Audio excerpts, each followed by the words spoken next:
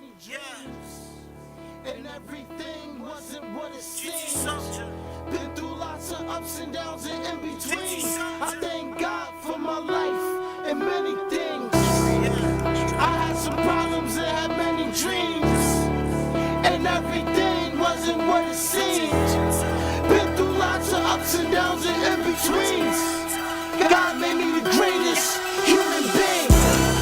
I was drunk and high on the open road. Open eyes, but my hope is low. Don't wanna die and don't wanna go. Trying to survive this coastal flow. I don't wanna go loco, no. Don't wanna lose my life like Rivers Jones. My people locked up, I'ma get you home.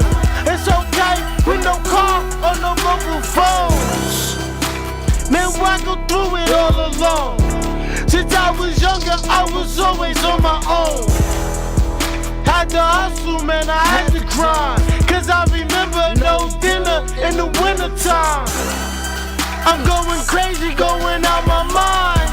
Cause homie, my best friend's doing time. Remember daddy trying to hit my mom. Hate my crib, walking sadly in the midst of time. I had some problems and had many dreams, and everything wasn't what it seemed.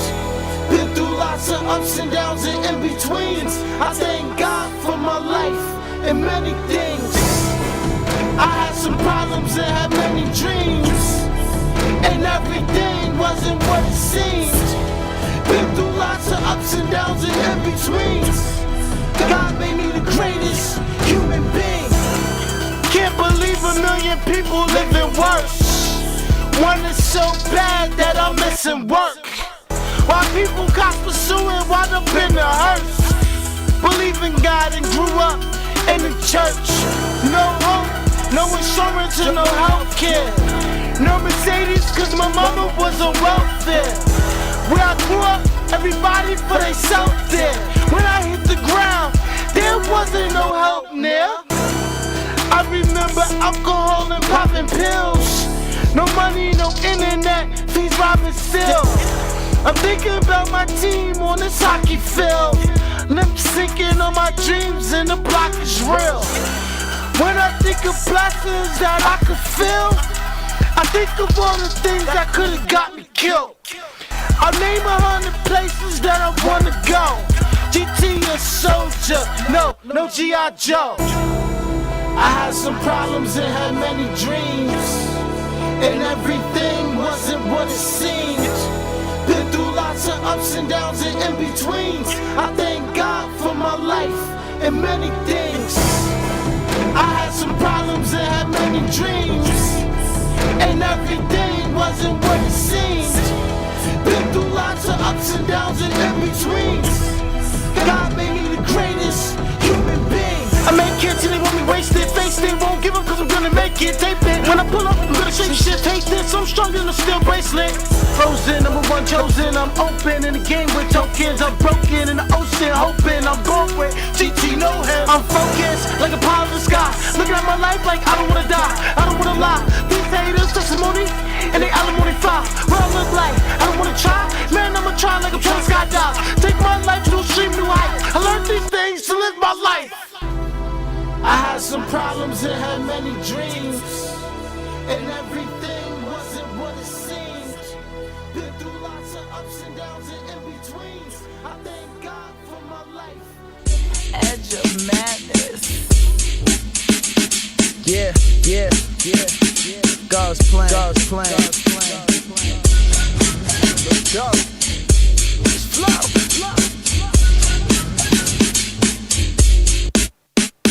Now it was one of those days, relaxing, smoking, that we were so potent, a nigga start choking. I hit my nigga Bodega up, what's good? He said, I got a white girl, she want that black wood. I said, hey nigga, ain't you Puerto Rican? He looked at the bitch and he stopped speaking. He said, Flacco, let me call you back. He said, I seen her from the front, I never seen her from the back. I said, what's that mean? What's that mean? He said, let me call you back and click on the screen. So I started my day up and rolled up. I'm horny and horny, those in my cup. All my brothers with me looking for a slut, so I'm just thinking. Roll another blunt and my phone gets to ringing. It's bodega, the nigga called back. He said she want DP straight off the bat. Whistle for a cab, and when it came near, the license plate said flow and it had dice in the mirror. But anyway, I just need to go near where bodega is at. Your homie right there. Right there, boy. I'm on another level, don't give a fuck about what you saying. Come up in this bitch and you know I ain't playing. Got to this bitch and started pulling her hair until I realized it wasn't even her hair. This bitch is crazy. She wasn't ready. God's plan. What you expect? I'm a 90s baby, man.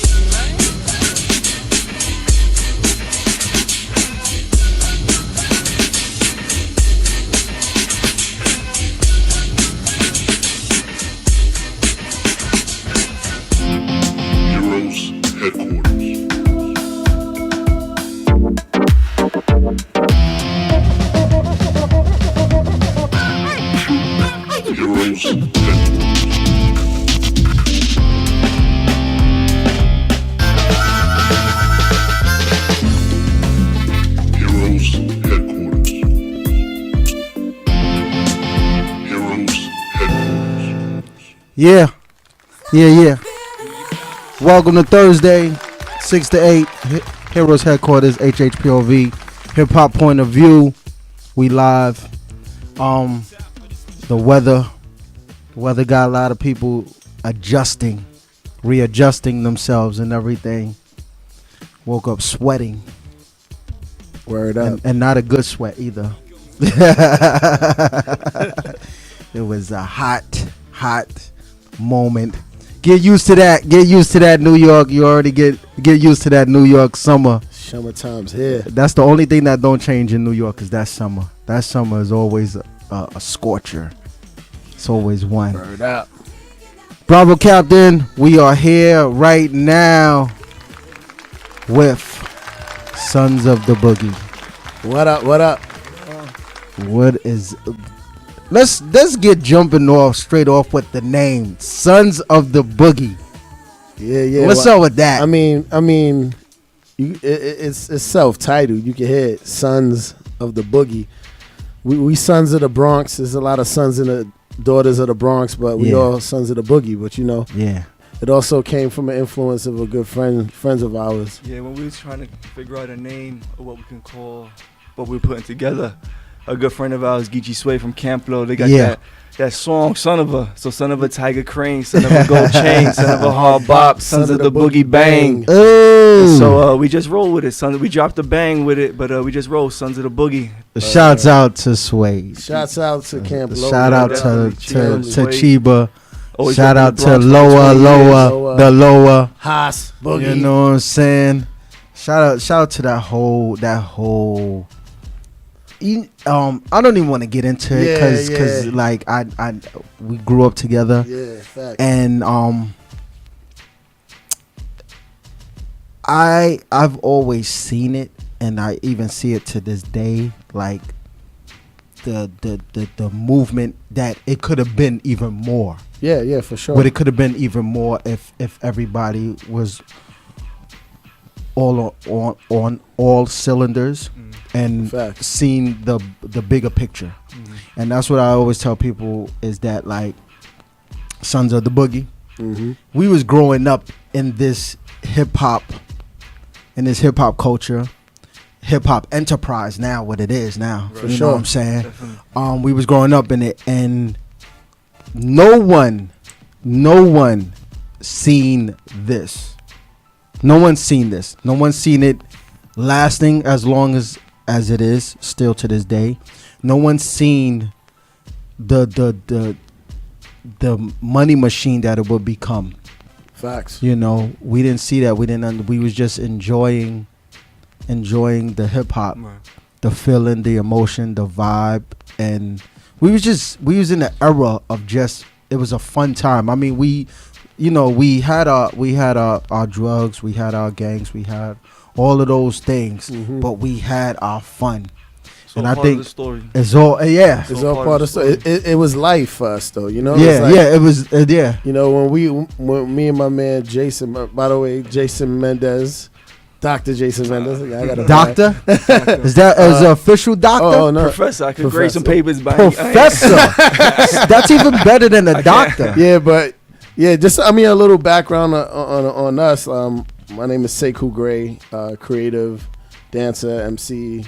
A little bit of everything. The man behind many things that you have no idea. We all go back. It's love and we've been friends over 20 years. We actually met when I was in school in North Carolina, so we never met in the Bronx. Yeah. But being down south, you have these two cats from the South Bronx. We automatically gravitated to one another. Yeah. And so when we think about Sons of the Boogie, it's not something that just started in a year or two. It started then. Before you even met. It started then. It started, when we was little kids growing up. It started, So what you talking about, those stories about growing up in the Bronx. Yeah. And that's what really Sons of the Boogie is. It's about the elements of hip hop, but it's really about those experiences that inspired the elements. Yes.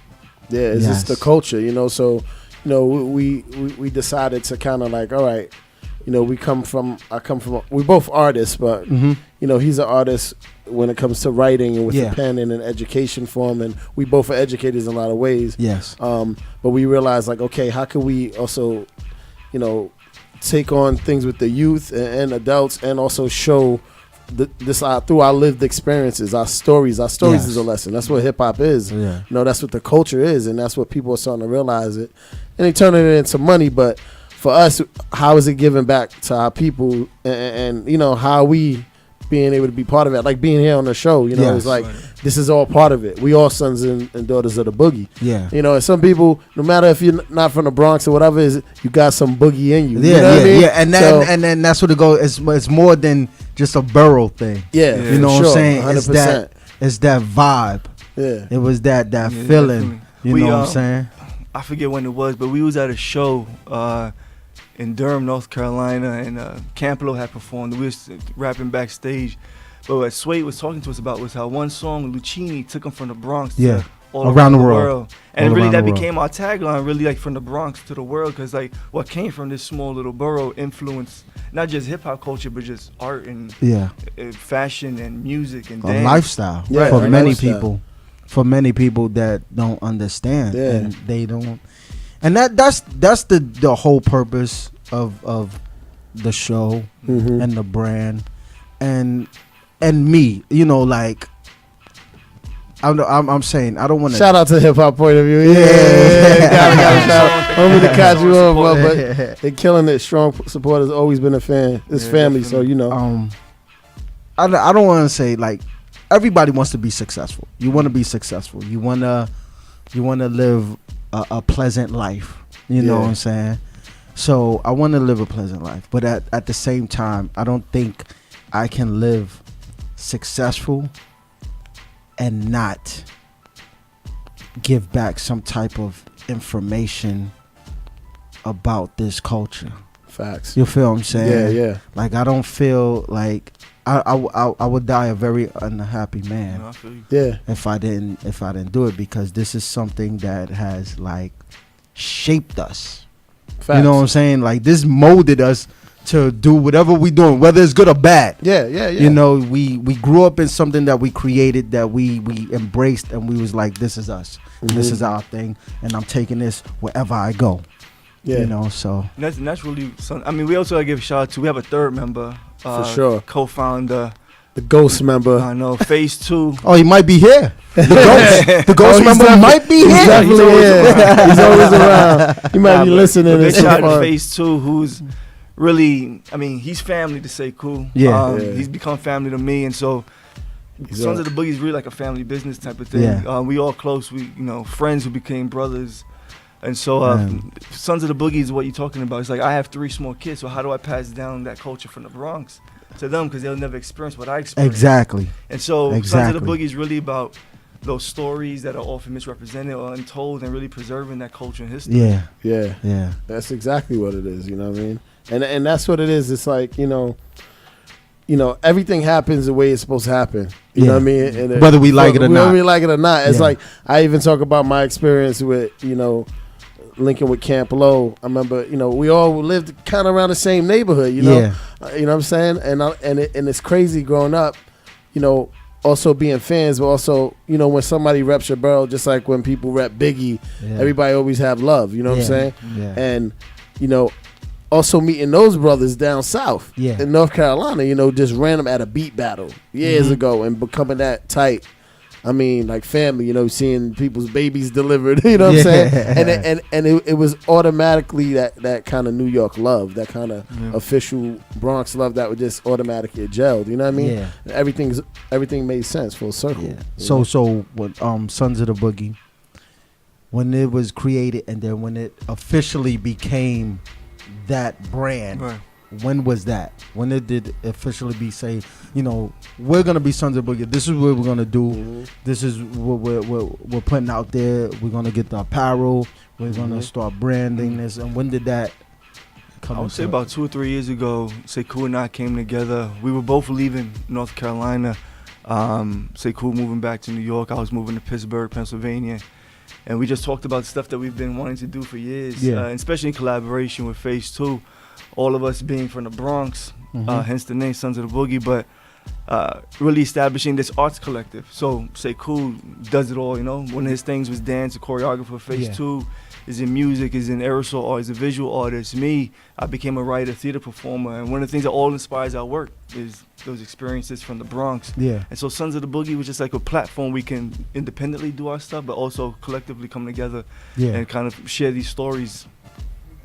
Yeah. I mean, that's exactly what it was. It was like we realized that it was time. Yeah. You know what I'm saying? It's like we've been doing things and we've been talking about stuff for years. You know what I'm saying? Yeah. And at the same time, we were like, all right, we're making small steps here and there. Then when we both kind of separated, and I was back in New York, because it was at one point where Jason was in New York at the time, and that's before we really went hard.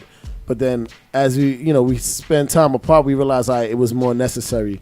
Like more in my practice of what I was doing artistically and what he was doing in education and artistically, we realized the need.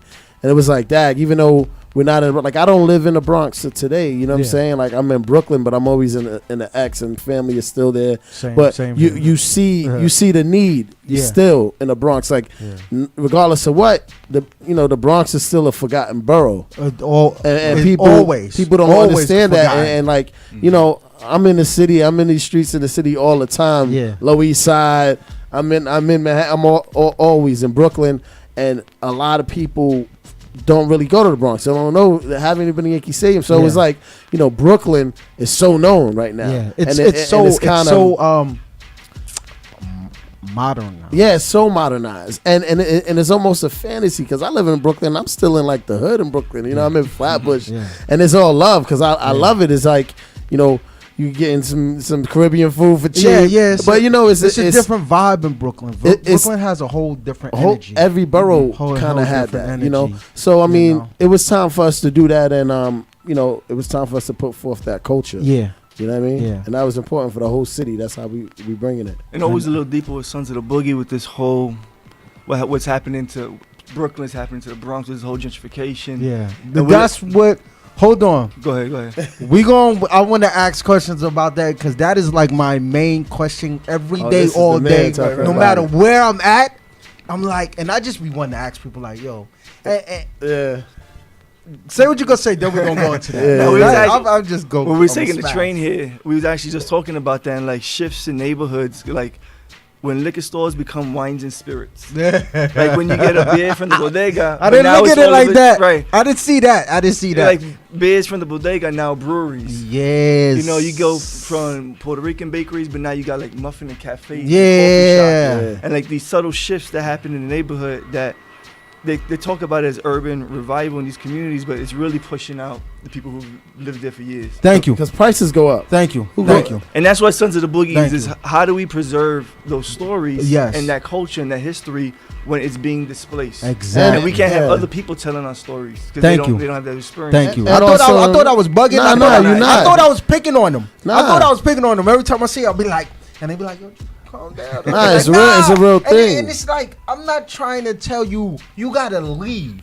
Yeah. It's not that, because I don't have that power. I don't do that. I can't do that. Yeah. It's not about that.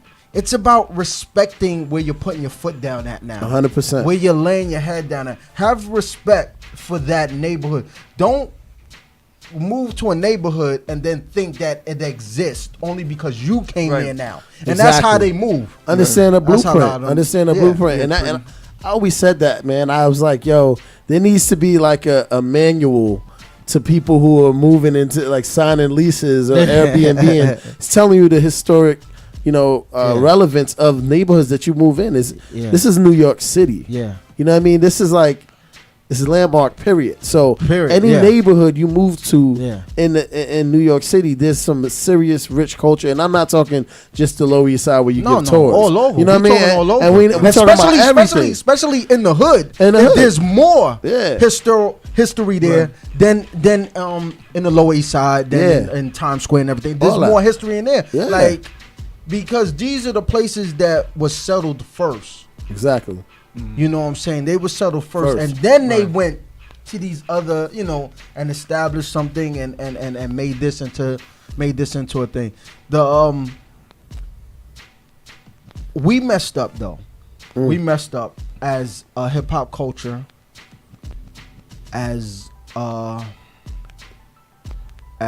minority. Nobody wants to say minority, but as Latinos and blacks, we messed up a lot, because just as we never looked at hip hop becoming what it is today, Yeah. you know what I'm saying, this money machine, we didn't look at our neighborhoods as they was going to evolve and it was going to change. You feel what I'm saying? So we didn't take into investing, like buying that little store that became vacant right here, and this little spot right here, and let's take these 3 apartments right here and keep that. So when it does come to that time of when they want to renovate and they want to sell the building, you're gonna have to pay these tenants this amount of money to get them out of there. Exactly. So we didn't look at it like that. So now it's just floating away. You know what I'm saying? And everything in now is becoming a memory. Man. You know what I'm saying? Yeah, we were just talking about that. My grandmother, I'm from Hunts Point in the South Bronx, but my grandmother owned one of them 3-story homes there. But when she moved down south to Florida in the early 90s, they sold it. And we were just saying, back then they didn't have like the financial education to be like, hold on to it, investment, because 20 years from now, what it could be. And so I think part of that, it's on us, but at the same time, I don't think we had those kind of resources to talk about like financial planning and wealth and how to develop that. We didn't have those. Yeah. And it's funny because to this day still, even though there is a lot more technology and there's a lot more ways to learn about things, we're still not learning. And we're still not learning, because those of us that do have the money are not bringing it back and putting it in. 100%. We're moving to there to show people that we've made it and we're successful. So we're not giving. So we're gonna lose our roots.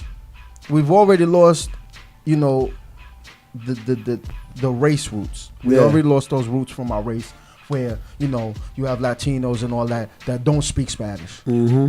English is their language, and that's it. So they've already lost their grassroots and everything. Us blacks, we don't know exactly where we come from and things of that nature. So we lost our group. Now we're losing where we got planted at. Now we're losing those roads. Now we're losing the culture. So it's like a shift of exactly what happened in the beginning, and no one's, just like before, no one is kind of stepping up. And that's what we hope to try to do and instill, is like really try to instill a sense of awareness and education with these brothers and sisters, to be like, now, okay, you're in a position to where now you can shift and be like, all right, I understand this, I understand that, and how to use and manipulate your powers that way. You know what I mean? Because a voice right now is a powerful thing. Social media, all that can shift and change everything. And you could be if it's not financial, you can have a platform to shift a whole community. You know what I mean? Definitely. So let's figure out how to make that happen. You know what I mean? So that's kind of what we're doing. See, and y'all thought that Sons of the Boogie was just about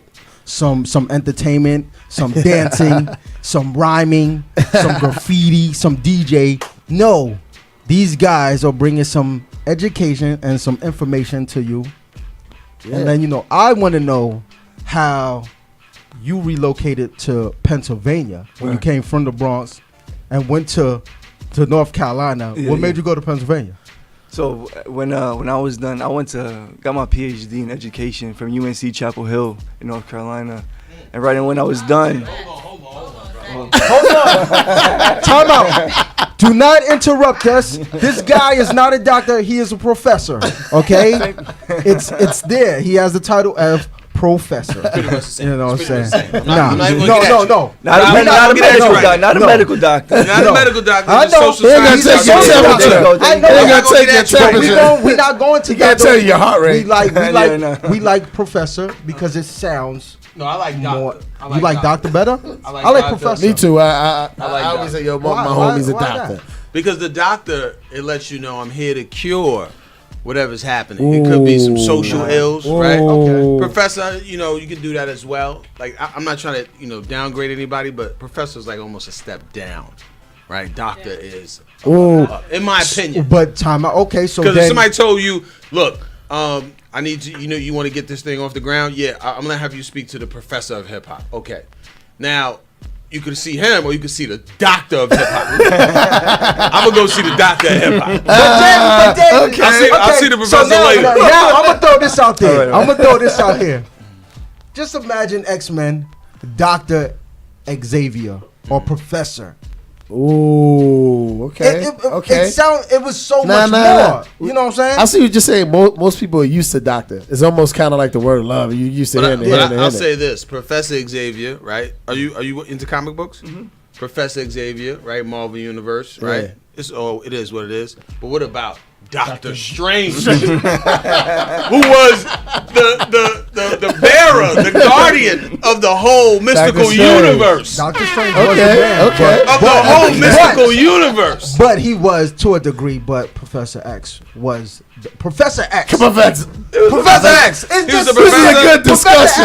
It's just At a like school that. for It's just gifted. like Professor X. We might have to take a tally and do a little. Yeah, we're gonna have to vote. survey. We gotta go to 14th Street. We have to go to 14th Street and do a survey. We need to just do it on the site. Do it Professor or doctor, everybody vote. Absolutely. What would you prefer? Because I say that because, to hear, you went and got your doctorate, obviously, and at UNC, Chapel Hill, which is a strong school. I know they're one of the better schools.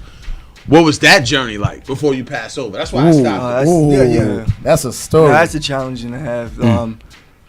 Being a Puerto Rican graduate student in an all-white space, especially down south, that was a challenge in itself, because that's why Seku and I became so close, because you don't really see someone who looks like you, who comes from the same environment, who you don't have to explain yourself. Like, we can talk the slang, we can have the shit. Yeah, we connect on that. And so you're not othered in that space, like Seku. That's big. And so that was the biggest challenge of having to want to leave down south, because after a while you don't understand the impact it takes on your overall quality of life. So after Chapel Hill, my wife and I moved back to New York. I was a professor at York College in Jamaica, Queens for a year. But my wife was she did her PhD in public health at UNC Chapel Hill. And she's from Pittsburgh, Pennsylvania, so that's the whole reason. That's why we relocated back here. Okay. We had a son. I was we were trying to be closer to her family. Yeah. Okay. So we moved back home. She had a fellowship at Pitt, and so we moved back there for her to pursue some opportunities. That's great. Yeah, but it's a lot of, this has been my friend 20 years plus. There's a lot of little things in the middle. He used to be also a professor at Duke University, and he's about to write a book about some interesting things that happened back then. But yeah. You might have to add some pictures into that. There's some pictures. Some people don't read, so they might need the little pop. No, just say it's for you, bro. Just say you want some pictures. I'm gonna put it on other people. So he got a lot of good reads out there that and is working on some more.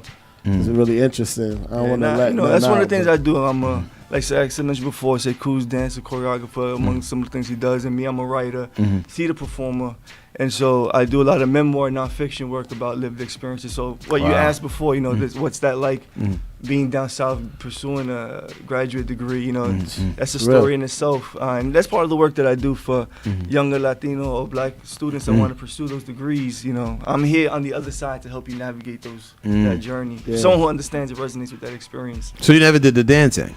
What's that? No. You said, what's that? We got videos. What is back that? We had some I battles. dance was as good as this man over here, but it's a different story. So you weren't breaking and stuff like that? You weren't doing that?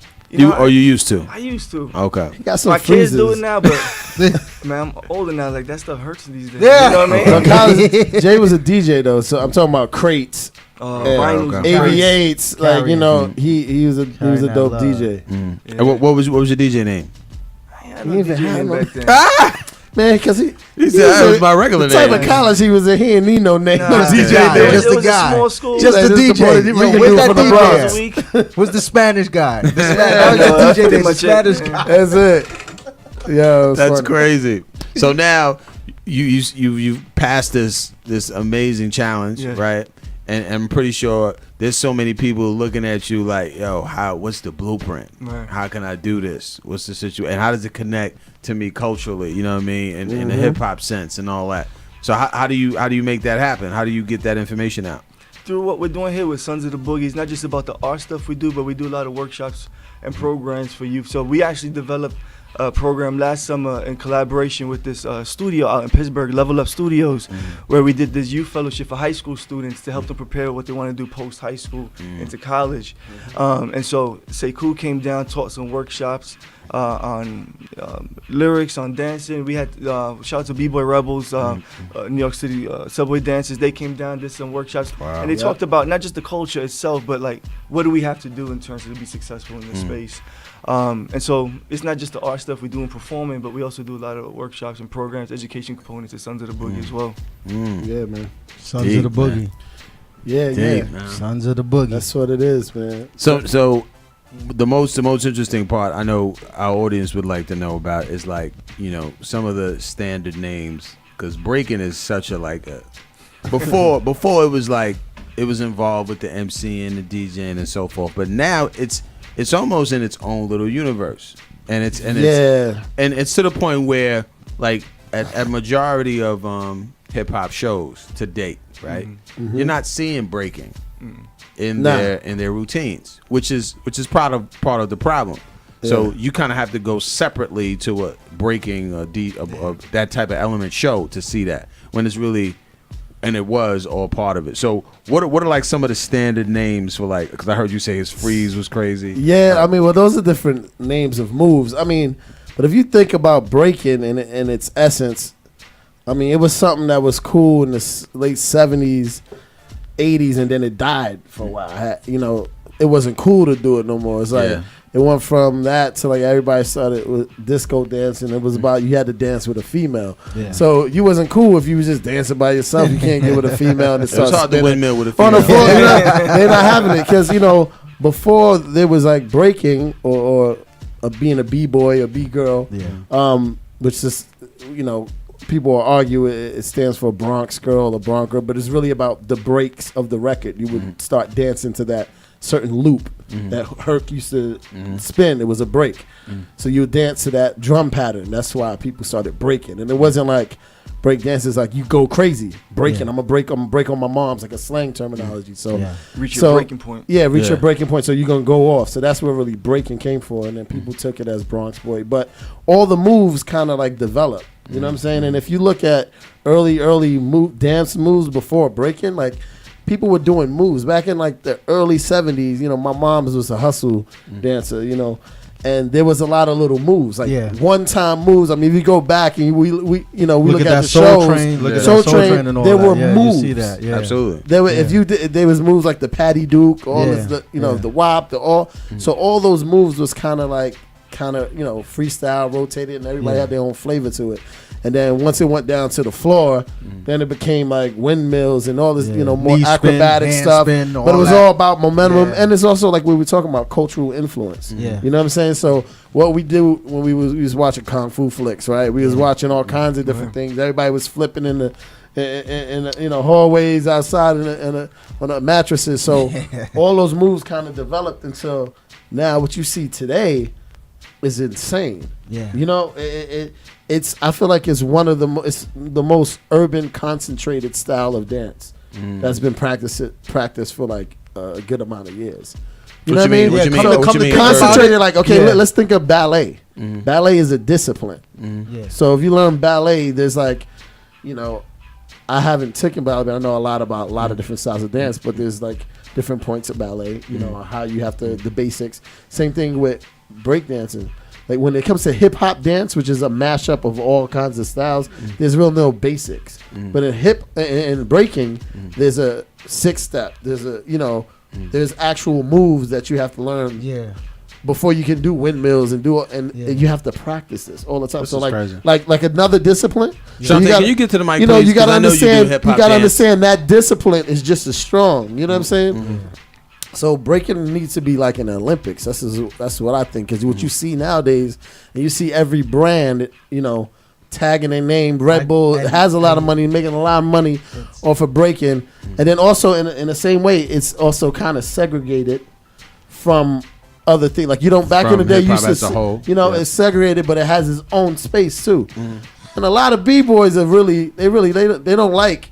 They like we just want to be b-boys too. It's kind of like that little that kind of gritty thing. But it's good though because like what we was talking about earlier, we still that we can keep to us now. Yeah, that's something that won't be tarnished or influenced by something like the money really can't change that. Yeah, from its original form. Yeah. Whereas in the rapping part and the DJ part has been changed because of the money. 100%. I mean, even technology. Like, so you can't technologically change your body movements. Yeah, you know what I mean? Nobody. So, but on the computer, you can not yet, right? But the thing that's interesting of it is like, I think it's pros and cons to it because some people, nowadays you got some young people that's amazing dancers that have been doing it for not that long, and that doesn't really know about the culture and the history of it, and they don't know about the business side of it. Yeah. You know what I'm saying? And then it takes certain people like us to be like, you have this talent.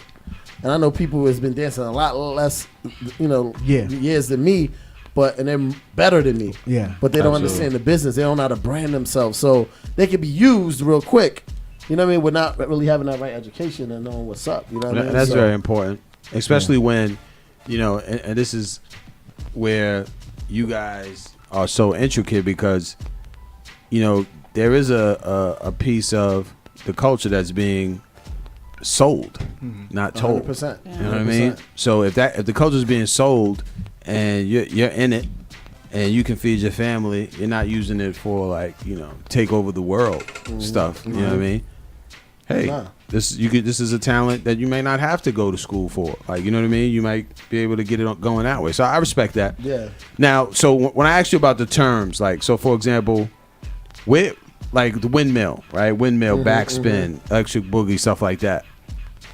You could see the relations to that in some of the martial arts. You know what I mean? Like the capoeiras and the way that movement was kind of traditionalized into a dance piece or a rhythmic piece. But how do you pick up breakdancing to the point where it's like a Sons of the Boogie type situation? Do you break it down piece by piece like a traditional hip hop dance? Yeah, I mean, I think when I teach dance classes, teach Bravo right now. Like if you were to get Bravo, take off the headphones. See, Let's go, Bravo. When it comes to me, it's I could still do moves. When it comes to me, it's all about. Listen, b-boying and hip hop culture is all about feeling in the movement. I could say 5, 6, 7, 8, but I can't teach you how to move like me. You feel me? So it's like, if you know you love a song and you DMX is my joint, I love that song, or Missy is, and you know that song. Once you fall in love with it, you know the lyrics, you know that beat. It's internal, it's in you. You gotta understand. You gotta start to comprehend.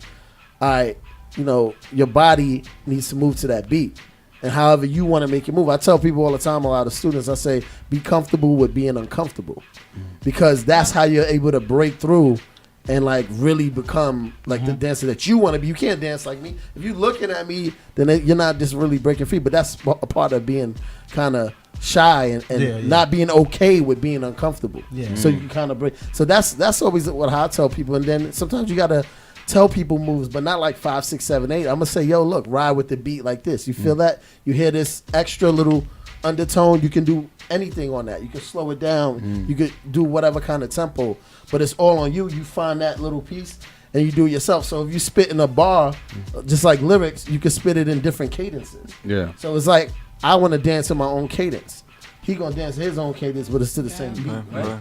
So that's how I teach. I'm not gonna be like 5, 6, 7, 8, because that's just gonna give you a blueprint of repeated and regurgitated. Or not a freestyle movement. Then it becomes a cheerleader dance. Okay. And I feel like that's what you see in the industry now. All my people's in. I know everybody, and one of my students is dancing for Usher right now, doing and these are people that's really, really good, and they get it. Some people don't, and in the industry they take advantage of that. Like you were saying, every commercial you see, and all this hip hop dance came from breaking. And I could break that down real simple, real easily. You know what I'm saying? So, and that came from our moms and our pops dancing from the Latin hustle, the hustle, all the other stuff. That's where all that came from. So do you do it like so you're not breaking it down 5, 6, 7, 8, but are you like, okay, electric boogie now? Okay. I want fingers, knuckles in. 100%. Knuckles in. 100%. So like electric boogaloo, and you gotta give props to Cali, because Cali really started the electric boogie. We just took it in Cali? New York. Oh, Cali, California. Oh, I didn't know that. They Cali, started. that was a They famous started the dance. actual. They started the actual boogie, the electric boogie and waving and all that. Yeah. We just took it and made it a little different. Really? I didn't know that. Yeah. Cali started that. But I tell people it's all about your joints. So it is like every one of your joints that you can bend, is really just an illusion. Your shoulders all the way back over. Jay is nice at that too. Freeze! Long time. Yeah, but Sway usually only got one side. Yes, bravo. But that's how it is the points, and then to the beat, Planet Rock is always one of those joints. Everybody want electric boogie, but that's all about isolations. Is learning how to control your body. That's what popping, and then waving is being more comfortable, and then being able to stop and move at the same time. You know what I mean? Wow. So it's a science to it, but it's more just like a feeling. Like a lot of people, dance is so hype right now. I mean, you see it everywhere on media. The dance is really, but it's also an its outlet, way. because you think about when we had parties back in the day in the Bronx, people were dancing and listening to music. That's what it was about. That was the relief. You know what I mean? Yeah, people were doing their little drugs here and there, but the music and the dance is what it was about. It was about having fun. You know what I'm saying? That's what it was about. It was dancing. Dancing was like, that was the thing. Get your freshest gear on. You're gonna dance. Dances were revered pretty much just as much as like the rappers and the drug dealers. If you were a good dancer, you were celebrated. Oh man, that's it. Crazy. And they looked out for you. That's how it was. That's one of the biggest things when Seku does his workshops. Yes. A large portion of like the introductory of the workshops is talking about the history of it. Like before we even get into any moves or anything about that, Seku's breaking down the history of this so they can develop a respect for and where it comes from. So like for example, like I think that's the difference between breaking and ballet, is that when you think about ballet, there's a history, there's a language associated to it. And when we think about breaking and b-boy, since it comes from places that we grew up in the South Bronx, it's not treated as this highly legitimate discipline, form of dance. And what we're trying to do with this is that, nah, it's its own dance, and we're supposed to be respected like that. And there's a particular history and culture behind it. So that's one of the things that Seku does a great job in teaching that. What do you think needs to happen for that to change? Part of it is people doing their history and their homework about it. And then that's one of the biggest things with us since the Sons of the Boogie is that we have actually a living history and part of our group with Phase 2. A guy who's part of the culture before the culture even was named hip-hop. We're so he can break down that history for us before anything was even worldwide. He knew what it was because he was there before it even started. Yeah. And so he breaks that down for us, and we're able to take those stories and pass it down to his students. Nowadays, cause since I was in the academic space, you got a lot of people who are like these hip hop scholars and these hip hop experts, self-proclaimed hip hop experts, because they read a few books and saw a few movies. They live no life. Right, exactly. Or even if they did, they've taken it and they've gotten that mainstream success. But for me, us is how does that mainstream success translate to the communities in which we come from? And so part of that is like that giving back for us in those workshops. But part of it is doing that homework and that history, and like there is a legitimate history behind it, and what is it? And like when you talk to everyone gives you a different story of who started this and who started that. But part of it is just really, those people who lived this are still alive today. Yeah. And so like one of the things Phase 2 he always jokes around. He's like, yo, you got people who do my history that know me better than I know myself. Yeah. So it's like, this dude is still alive. Why are you not talking to him? You're talking to the guy who studies Phase 2. Exactly. Meanwhile, Phase 2 is still it's here. right there. Right. And the crazy thing is some people don't know. some of you guys probably don't know some of the. I'm blessed for it to be my uncle. Like it's cool. And even when I was growing up, you know, he was doing stuff like literally this culture called hip hop. He's heavily influencing not only, you know, as a writer, aerosol, but he's like the first party flyers that you ever seen. Bubble Letters. He's the creator of that. Wild Style, Beach Street. Wild Style, the movie, is based on him. Fat Five Freddy got big because he played him. Yeah. You know, these are things you won't really know. You know what I'm saying? He did the CK logo for Calvin Klein. They took it from him. You know what I'm saying? So a lot of different things that even in our own community, they want to like hide it. Yeah. You know what I'm saying? So you have people that's not of our community but getting accolades, like you got photographers like Martha Cooper or the you know, Henry the producer Henry Schifon of Wild Style. He doesn't get that credit. Yeah. And this is hard stuff for some people to say. Even people from our hood is like, yo, you know, Wild Style, yeah. But if you don't know the story about Phase 2 and he was the consultant on it, and he stepped away because you wasn't talking about it right. That's real. Yeah. And that's some things that a lot of us don't know about. We're fortunate. We're real fortunate to kind of be schooled. He would share those stories with us, and it's like, Dag, this is coming from, I mean, this is someone that he called Kool Herc on the phone. We just talked like, it's that easy. And it's only a handful of people that know those real, the first parties, the battle with, what is it? What's the famous battle with Busy B? He hosts the fifth letter. Yeah, he hosts that battle. Like he can tell me exactly what he went on. So that's history that's here. That's not really being, you know, and that's what we're trying to be. Those are the documents. Lady, you dance over there? Do you dance? Do I dance? Yeah. I mean, in my head, yeah. Just checking on you because you were listening intently. But you know, I mean, that's something that we're fortunate to have amongst each other, in order to, you know, help educate each other more about stuff that we learn and be like, all right, this is how we put it together. Because it's sad and unfortunate too that you got some cats that we respect in hip hop culture that's they take, you know, they taking the money route. Yeah, and it sucks. You know what I'm saying? But and it's a lot of people like that you respect. And you be like, ag. So you know what I'm saying? Exactly. And it sucks because it's like, okay, they feel like, oh, this is their only shot. But is it? Are we really coming together and like taking?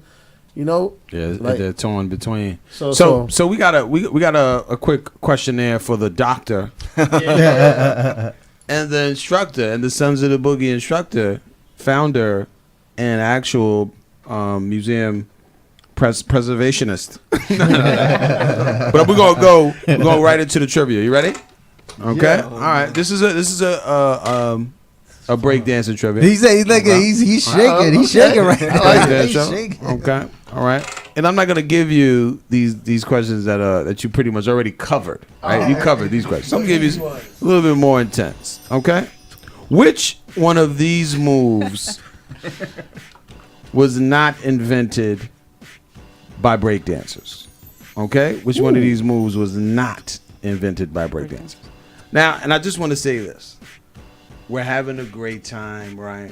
We're going to find out what's going on. This doesn't take away from, right, who we are as breakdance cultures, right? Let me get up your mouth.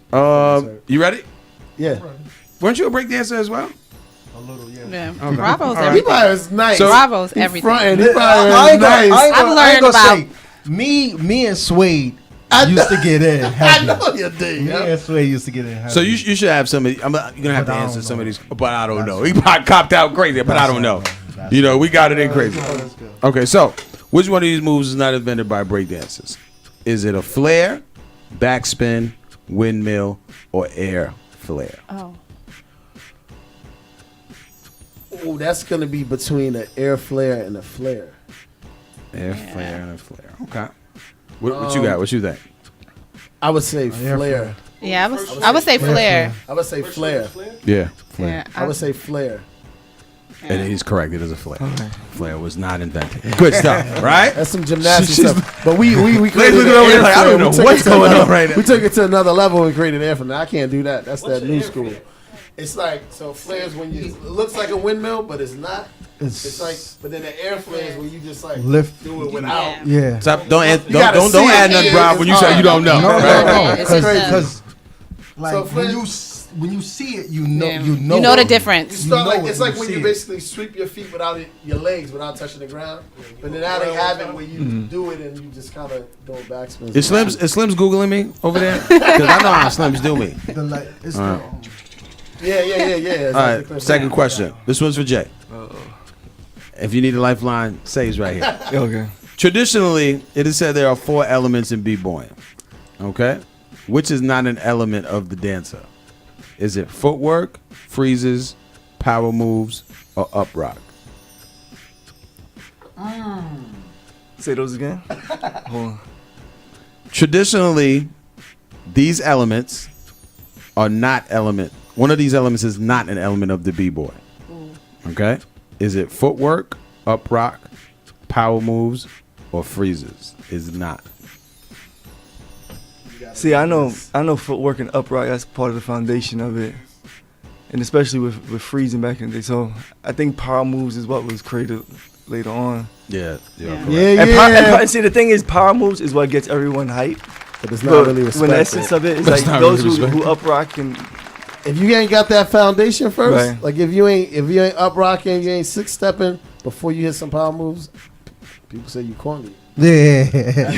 when he does his workshops with the little kids, that's the first thing. Like, when you gonna teach us how to spin on our heads? Yeah, that's what they want. They want to know how to flare. You want to hurt your neck? I ain't flaring no more. I'm 30-some years old.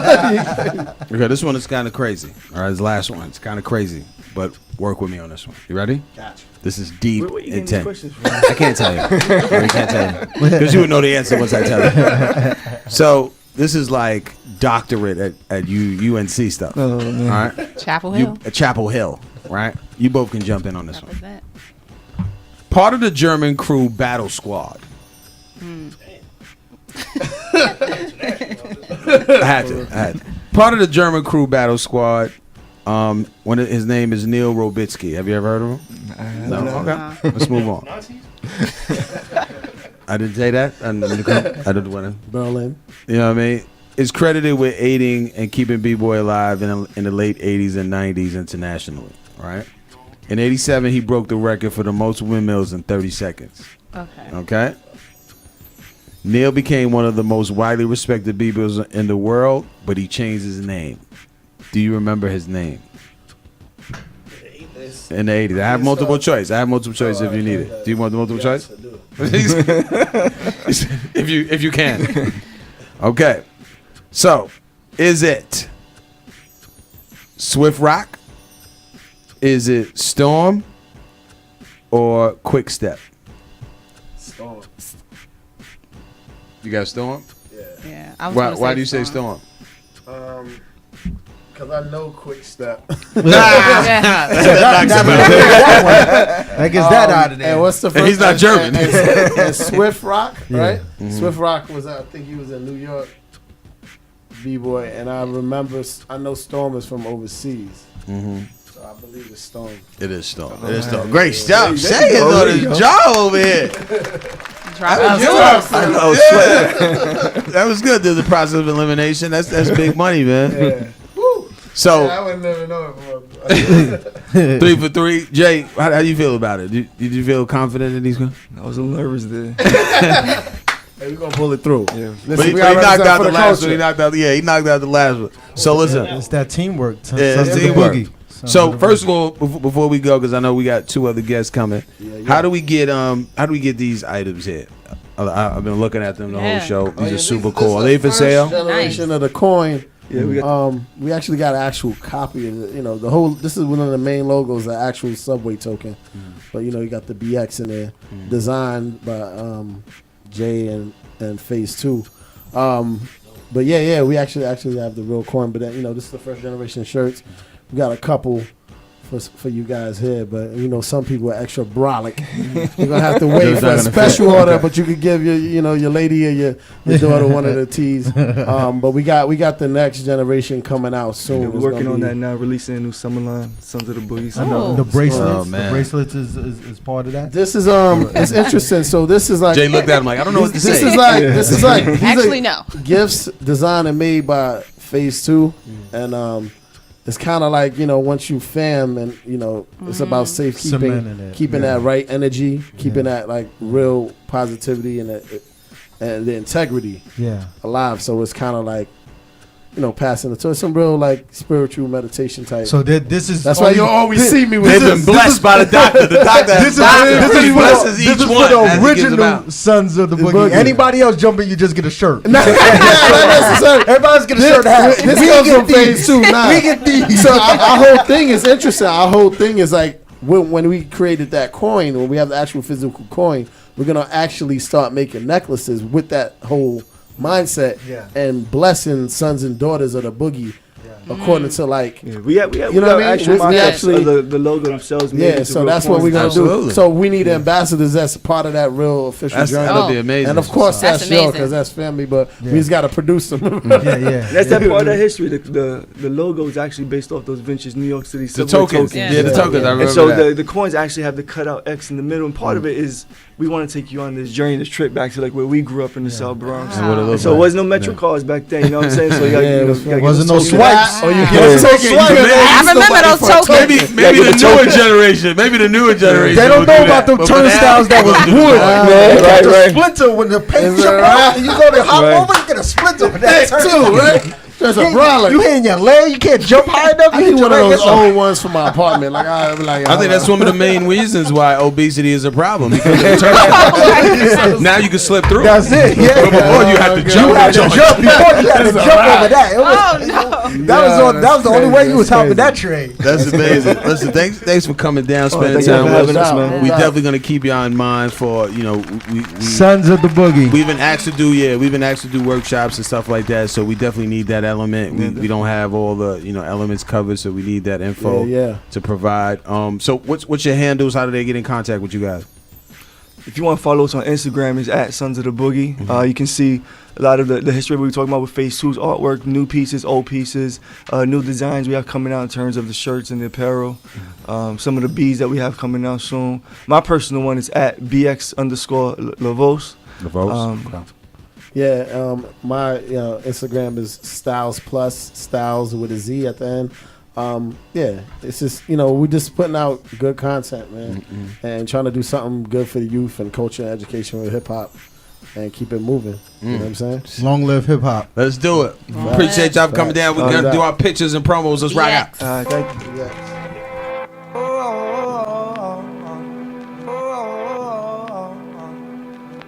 Our father, sons, regardless, in single mother households. So sometimes the regard was, it felt like hell here, and I can't dwell here. The real is back though, if you can't tell yet. And this time I'm strapped, big tats across the belly. Talking border, you lost already.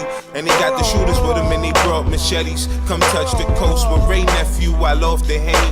And what get me is we rollin' loud, but they blow the smoke. And it's funny, all the things that they be taking for jokes. And it's more than just a play on words like God, I hope this prayer works. Manifesting my destiny, these racing to be a strayers first. And straight work is as if he let the pen lurk on the page for some time, just in search of sunshine. The straight work is as if he let the pen lurk on the page for some time, searching for sunshine. Blue sky and the air, oh time. Blue sky and the air, oh time and the. Blue sky and the air, oh time. Blue sky and the air, oh time and the. You not here with me, but you here with me. It seemed unfair when God asked you to bear with me. You was in all that pain, y'all should care with me. Life's a beautiful bitch, but don't you tear with me. It spread like wildfire, that's when the fear hit me. So much I didn't say, that's when despair hit me. Way who do that shit, it was sharp as fuck until you was gone. I ain't even know how deep I was cut, though it's a metaphor. I still picture the blood, I know you still here, cause I picture the love. And it's more than deep, you left my spirit touched. I owe me is we, so it's forever us. That's me in heaven, this is you on earth. Return to the dirt to perpetuate an angel's birth. I hope you hear me, now I know you do. And you ain't gotta ask, should I love you too? Blue sky and the air, oh time.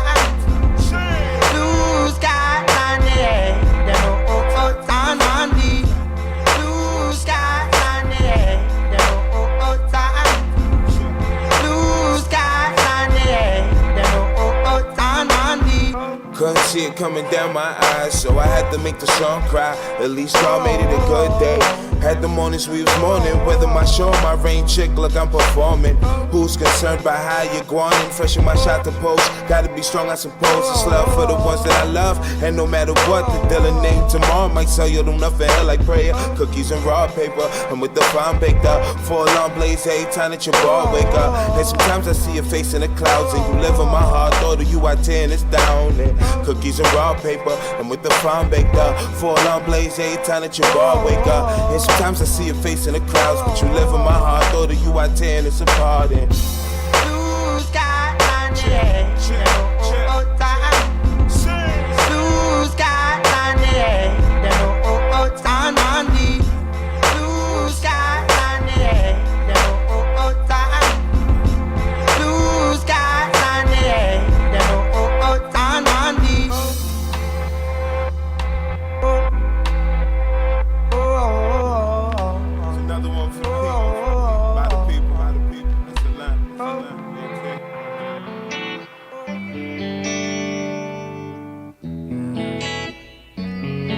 say, she say, Chris. ooh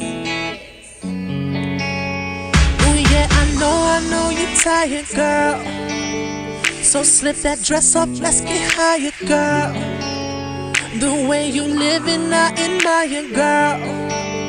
So I'm gonna light that ass on fire, girl. Babe, I got your legs all on my bed, your frame all in my sheets, got intent all in my head, breaking your body down with my teeth. And you know what I came to do, I'm open. Let's leave temptation and passion in this moment. She said she ain't with the bullshit no more. She said that she need a real man, not a boy. She said she gon' need my all and more. Know that I'm gonna do what's right, breaking your body down tonight. She said she ain't with the bullshit no more. She said that she need a real man, not a boy. She said that she gon' need my all and more. No, I'm gonna do what's right, breaking your body down tonight. I met her all on the pole, going up and down and slow. She looked me dead in my eyes and told me she ready to go. Heroes Headquarters.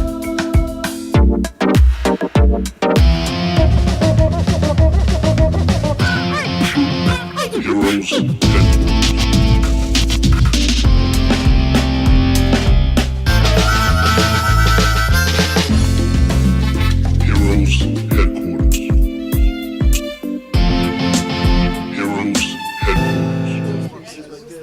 We rocking and rolling. You can take that one. No, you I'm taking this one. All right. Or you give. Or Seku will give you the one he got, and you give her that one. There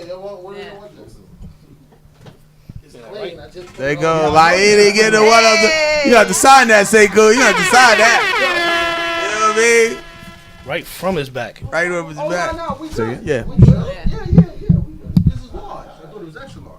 We straight. You good? All right. Yeah, I seen the X. That's why. Mic check. Mic check. Here we go. Check. Whoa. We in. Lainilane, you in? Hey. I'm in. Check the mic. How we good? All right, we're good to go. Back to business. HipHop Point of View. Shout to Jay and Say coming through, man. Sons of the Boogie. Sons of the Boogie. I'm excited about what we're gonna do with them. How we're gonna use them. Nah, we utilize. Yeah, we're gonna utilize them. Fancy word. All right, have a good one, y'all. Lainilane. Yes. So first of all, What up? we always want to highlight people who you're here on time, right? Even a little early. That was perfect. Oh, thank you. We don't want that to go unnoticed. Oh, Great stuff. Great thank stuff. you. I appreciate that. So, I wanted to be clear. Mhm. Where are you from? I'm from Brooklyn. Brooklyn. BK. County of Kings. Spread love all day. I didn't get Brooklyn from her. No, where you got? I got Queens. Queens. Yeah. No. Maybe Jersey. Nah. She said nah. Brooklyn. She said no. No. You know, now that you say it, it's a little. I Brooklyn can kind of is. see the. You know why? The earrings. Oh, the round the way girl kind of stuff. Wow. Now, I mean, I grew up in the South too, but I was born in Brooklyn. Did my bid in Virginia. I like to call. wow. No, I didn't do a bid. You did a But bid. I know. Just like a Brooklyn girl. Just like a Brooklyn girl. I said. No, but I lived in VA for a minute. So So that's probably where you get the little subtleness from. Yeah. But that's where the hospitality come in. Yeah. Because if not, if you was Brooklyn, it'd have been all mad day. rude. Yeah. She'd have been back there like this, yo. Y'all when ready I'm getting yet? on, son. What's up? What y'all doing? What part of Them VA? Sons of Boogie. Oh man, it's a small town called Smithfield. Oh yes, I've heard. You've heard of Smithfield? Oh my God, that's amazing. No one's ever heard of Smithfield. So yeah, I lived out there for a while, and then I moved back to New York. So I'm just not going back down. So I see everybody's moving out, then coming back. I mean, this is many moons So ago. when you come back, you think you're supposed to come back with open arms and everything, like welcome? Yeah. No. Okay. I mean, let's go. Nah, I mean, you know, of course you got to move your way Yeah, back in. yeah. I mean, this was some time ago, so things were different than they are now. Yeah. Gentrification was not in existence at the time. So now that it is. We just had that talk a few weeks Yeah. ago. We just had the talk right before you came in with Sons of Boogie. We was talking about Yeah. that. Right. Heavy. Yeah. Did you see? I don't know if you saw on our page the post we put up about The mural? The mural. With Biggie? Oh yeah, I that's did Yeah, they're see taking that. that I'm down. like, really? They're How taking long that down. has that Yeah. been up there now? Yeah. So now, okay, so what were we supposed to put up there? Trump. I mean, I don't know. Like Just windows. Yeah. They're gonna Oh, they're gonna renovate the put- building. renovate the building. to increase the rent. great. Oh, great. That's So, wonderful. You know, Okay. not so they the- trying to push us out even Yeah, more. exactly Yeah. and make money off it. Yeah. So Of you course. gave Sal a CD. You gave us Yes. a CD actually. What's the title of that CD? It's called Through the Valley. Through the Valley. Now, sounds real cool out. Right? Sounds like a more of a regular cool out title, right? Mhm. Is that the Virginia in you? Through the Valley? No, that's the been through hell and back and trying to stay out of hell. Wow. Through the So Valley. that's why it's called Through the Valley, because you know, I mean, Got a just flu back there. no, that was my throat. Oh, No, I'm okay. joking. I was like, I I threw was my gonna say voice. the singing I threw my voice. Ventriloquist. Yeah. That's the intro of Through the Valley. Yeah.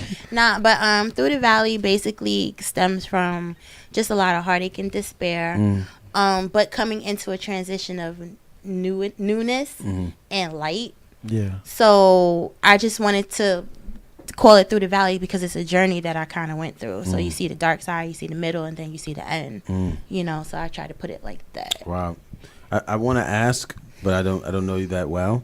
Go ahead. But maybe the music is more, descriptive on that. Like what are some of the titles of the tracks? Wow. Okay. Believe is the first track. Then I have a title track, Through the Valley. That one is my go-to song. Like, seriously, like when I perform, I use that song because that one pretty much puts Sets the everything in tone? a nutshell. Okay. Then I have Beautiful, which is a song about rejoicing as women and just embracing who we are and our beauty, whether we have long hair down our butts or whether we have short crop hair or you thick, you skinny, you fat, whatever you want to call yourself. Just embrace who you are. Love what you're in because that's what you're in. Until you're willing to change it and improve it, then just embrace what it is. There's no need to like add on new booties and new lips and all this. I mean, hair thing is different, but because you can take it off, you know what I mean. But when you start, yeah, exactly. But when you start adding on body parts, basically, that's when it becomes a little bit more like, okay, what are we doing here? How do we get back to loving ourselves and being classy women? Yeah. Women of a certain type of culture, a certain type of structure, because we weren't always like this. Not at all. And it's sad to me because a lot of, the women who probably are making these changes, right? I can't say that they weren't in a situation where guys weren't hollering at them. You know what I'm saying? I'm pretty sure guys were hollering. So women are always getting bothered by guys. You know what I'm saying? So it's tough to see them change. Well, it becomes anything that's a trend, So when things become a trend, people, of course, they dive on it like, oh, that's the new it thing to do. But in reality, you're only messing up yourself in the long run because you're going to have to keep getting your butt done. You're going to have to keep getting your breast augmented. You're going to have to keep injecting stuff in your lips. You know what I mean? So it's like, why continue with that type? Why can't you just naturally progress? And that's like what that song Beautiful is about. Just naturally progressing as a woman. That's amazing. I think that's needed in this industry right now. I agree. Could you download the song though? No, I can't because I don't have a CD player on my computer. Okay, gotcha. I have it on my phone. Is it possible you could email it to me? Oh, we can do that. That'll be great because I'm interested in the beautiful one. Yeah. Right.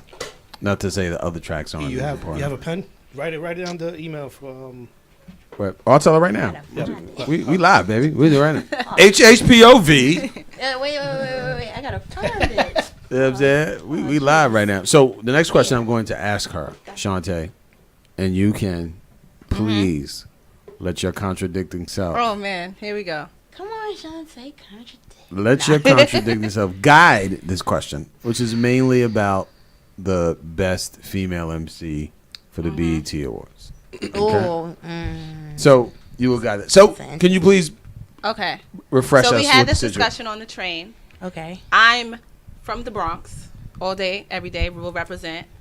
But you got to do it with the whole that. Yes. You got to dress it up like that. You can't just say the. You can't just say the situation. I'm looking at her like you're swaying. I You're lived swaying in the her. Bronx You're for swaying 10 her. years prior to moving back to see? Brooklyn, so I know a lot. She's about coming the home Bronx. soon for the BX. I'm not Okay, coming so back to the BX.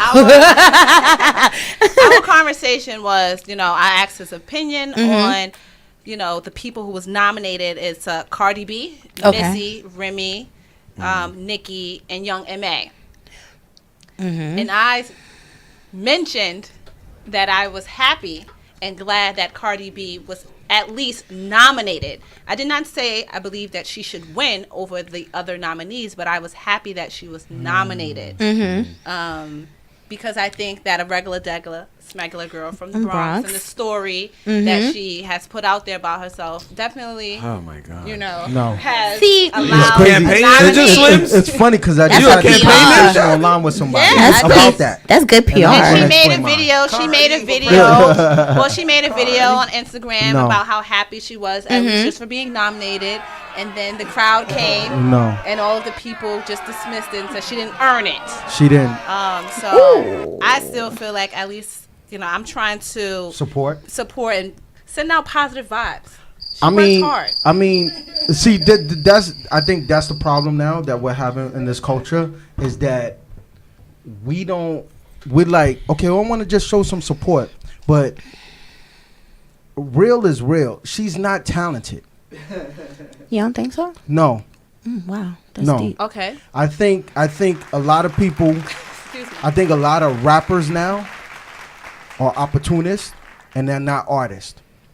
So they're not really coming with nothing. Okay. They're just doing it because it's an opportunity there, and they're jumping on that. 5 years ago, let's take Cardi B at her prime right now. But that was part A of the discussion, though. Okay, cool. Because part B was, then I said, who was... She didn't answer. Okay. I was trying to email, but... okay. What are your thoughts behind Cardi B being nominated for the BET I might Awards? get Do you want us to shoot go me around down. and then come back to you while you're emailing? No, I'm going to answer this question. Oh, okay. Said, no, we can wait. Nah, you know why? Because all right, so here's the deal, right? I have a daughter, and Her name is Cardi? no, not at all. Bonnie Bella. Not at all. Okay, so I was listening to she was playing some music one day, and I was like, "Who's that?" The pop song "Pop Off" Cardi got, and I was like, "Oh my God, I think I like that." Okay. Now, hear me out. I understand where you guys are coming from as far as opportunists and stuff like that, because a lot of females think because they're strippers they can rap. I agree. That is not the case. You might be damn good at stripping, but everybody is not cut out for this fabric. Like, everybody does not have this stitch. You know what I'm saying? Let's not just limit it to strippers either. No, I'm not. But I'm just remembering from a time where I've been doing this game for a minute. And I just remember a time where you couldn't get on unless you were stripping. Like, that's what it looks like right now. You know? And I said, I'm not going to go stripping just to become a rapper. I've been rapping for years. Why should I have to prove myself like that? And it all began with Eve, kind of, sort of. You know what I'm saying? Okay. Because she was stripping first. They liked her. She could spit. So she's a rapper now. As far as who's nominated, I think she should be nominated. Only because her grind is real. I mean, granted, you know, she's not, she doesn't have the best skill set, but she has some type of skill. And I think that, you know, her story is commendable in the fact that she's trying to change the perspective and people's perception of her. I think that's real.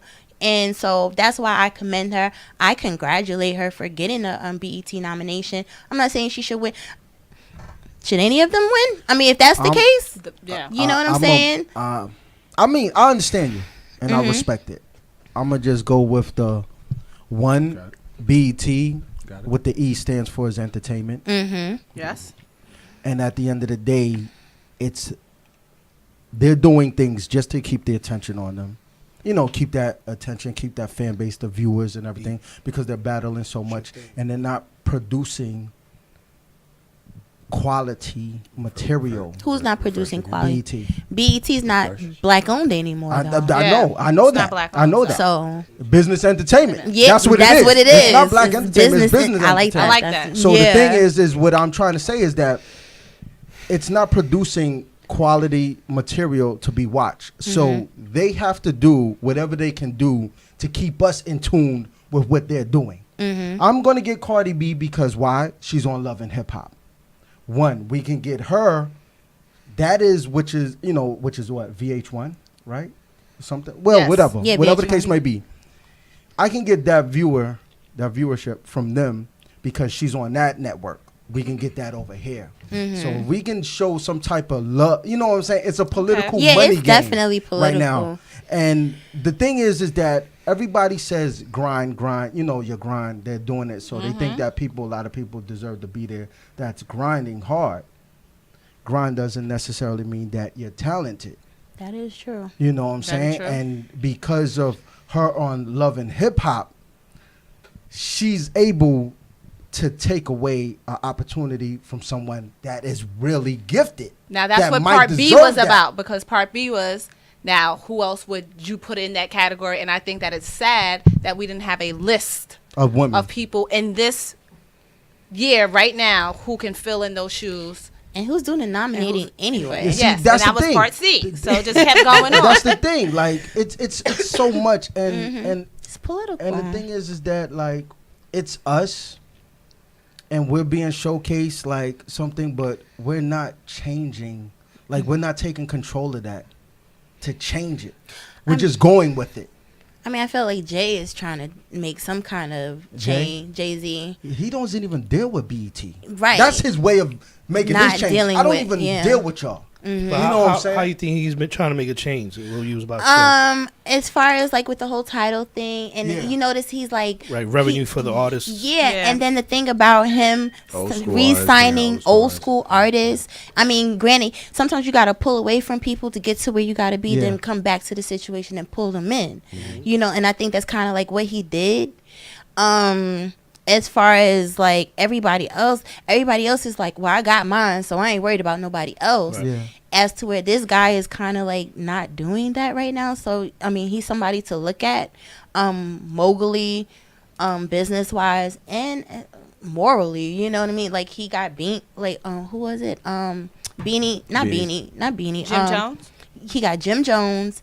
He has. I heard he signed DMX. Oh, I'm gonna go somebody deeper than that. PMD from EPMD. Oh, I didn't know that. He just gave him. See, look giving him a shot. Look at who he's giving shots to. Yeah. Like these are the pioneers of certain type of hip hop, and it's like for you to be able to, you know, get to that level and still bring your peoples back in. That's highly commendable. Yeah. You know, so.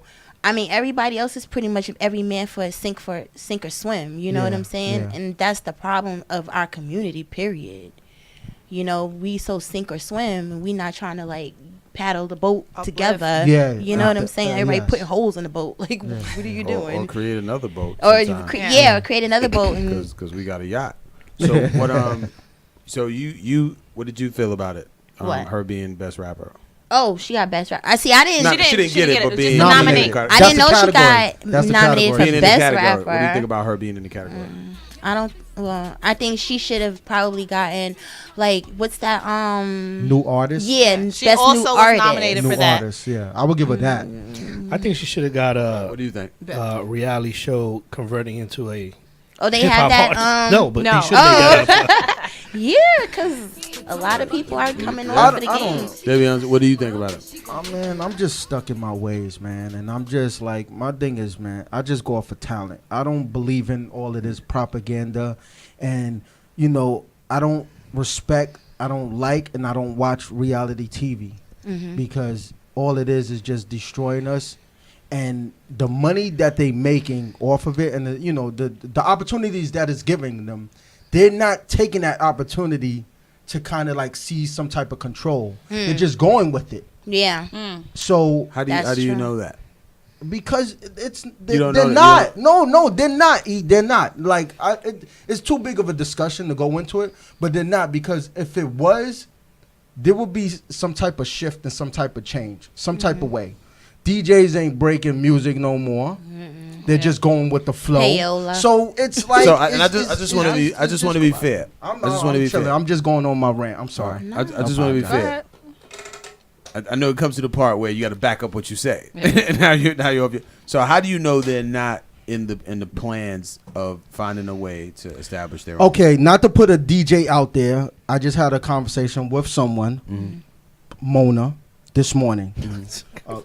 I'm not talking about the DJ.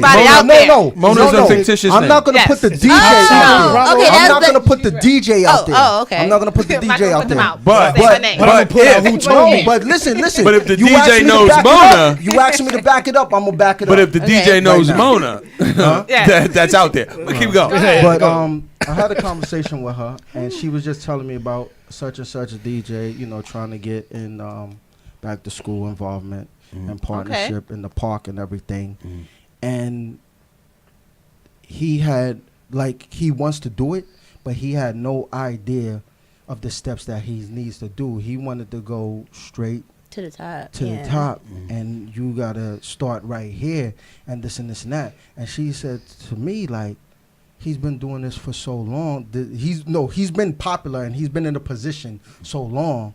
Why is it that he has no idea of how to come back into the community? You feel what I'm saying? So that's just, and this is not just her telling me, but this is me, just reading and researching and then seeing and seeing the movements, is that all you promote is clubs and all of this, but you're not promoting anything beneficial to the less fortunate, to the culture, or to the community, to the culture and the community.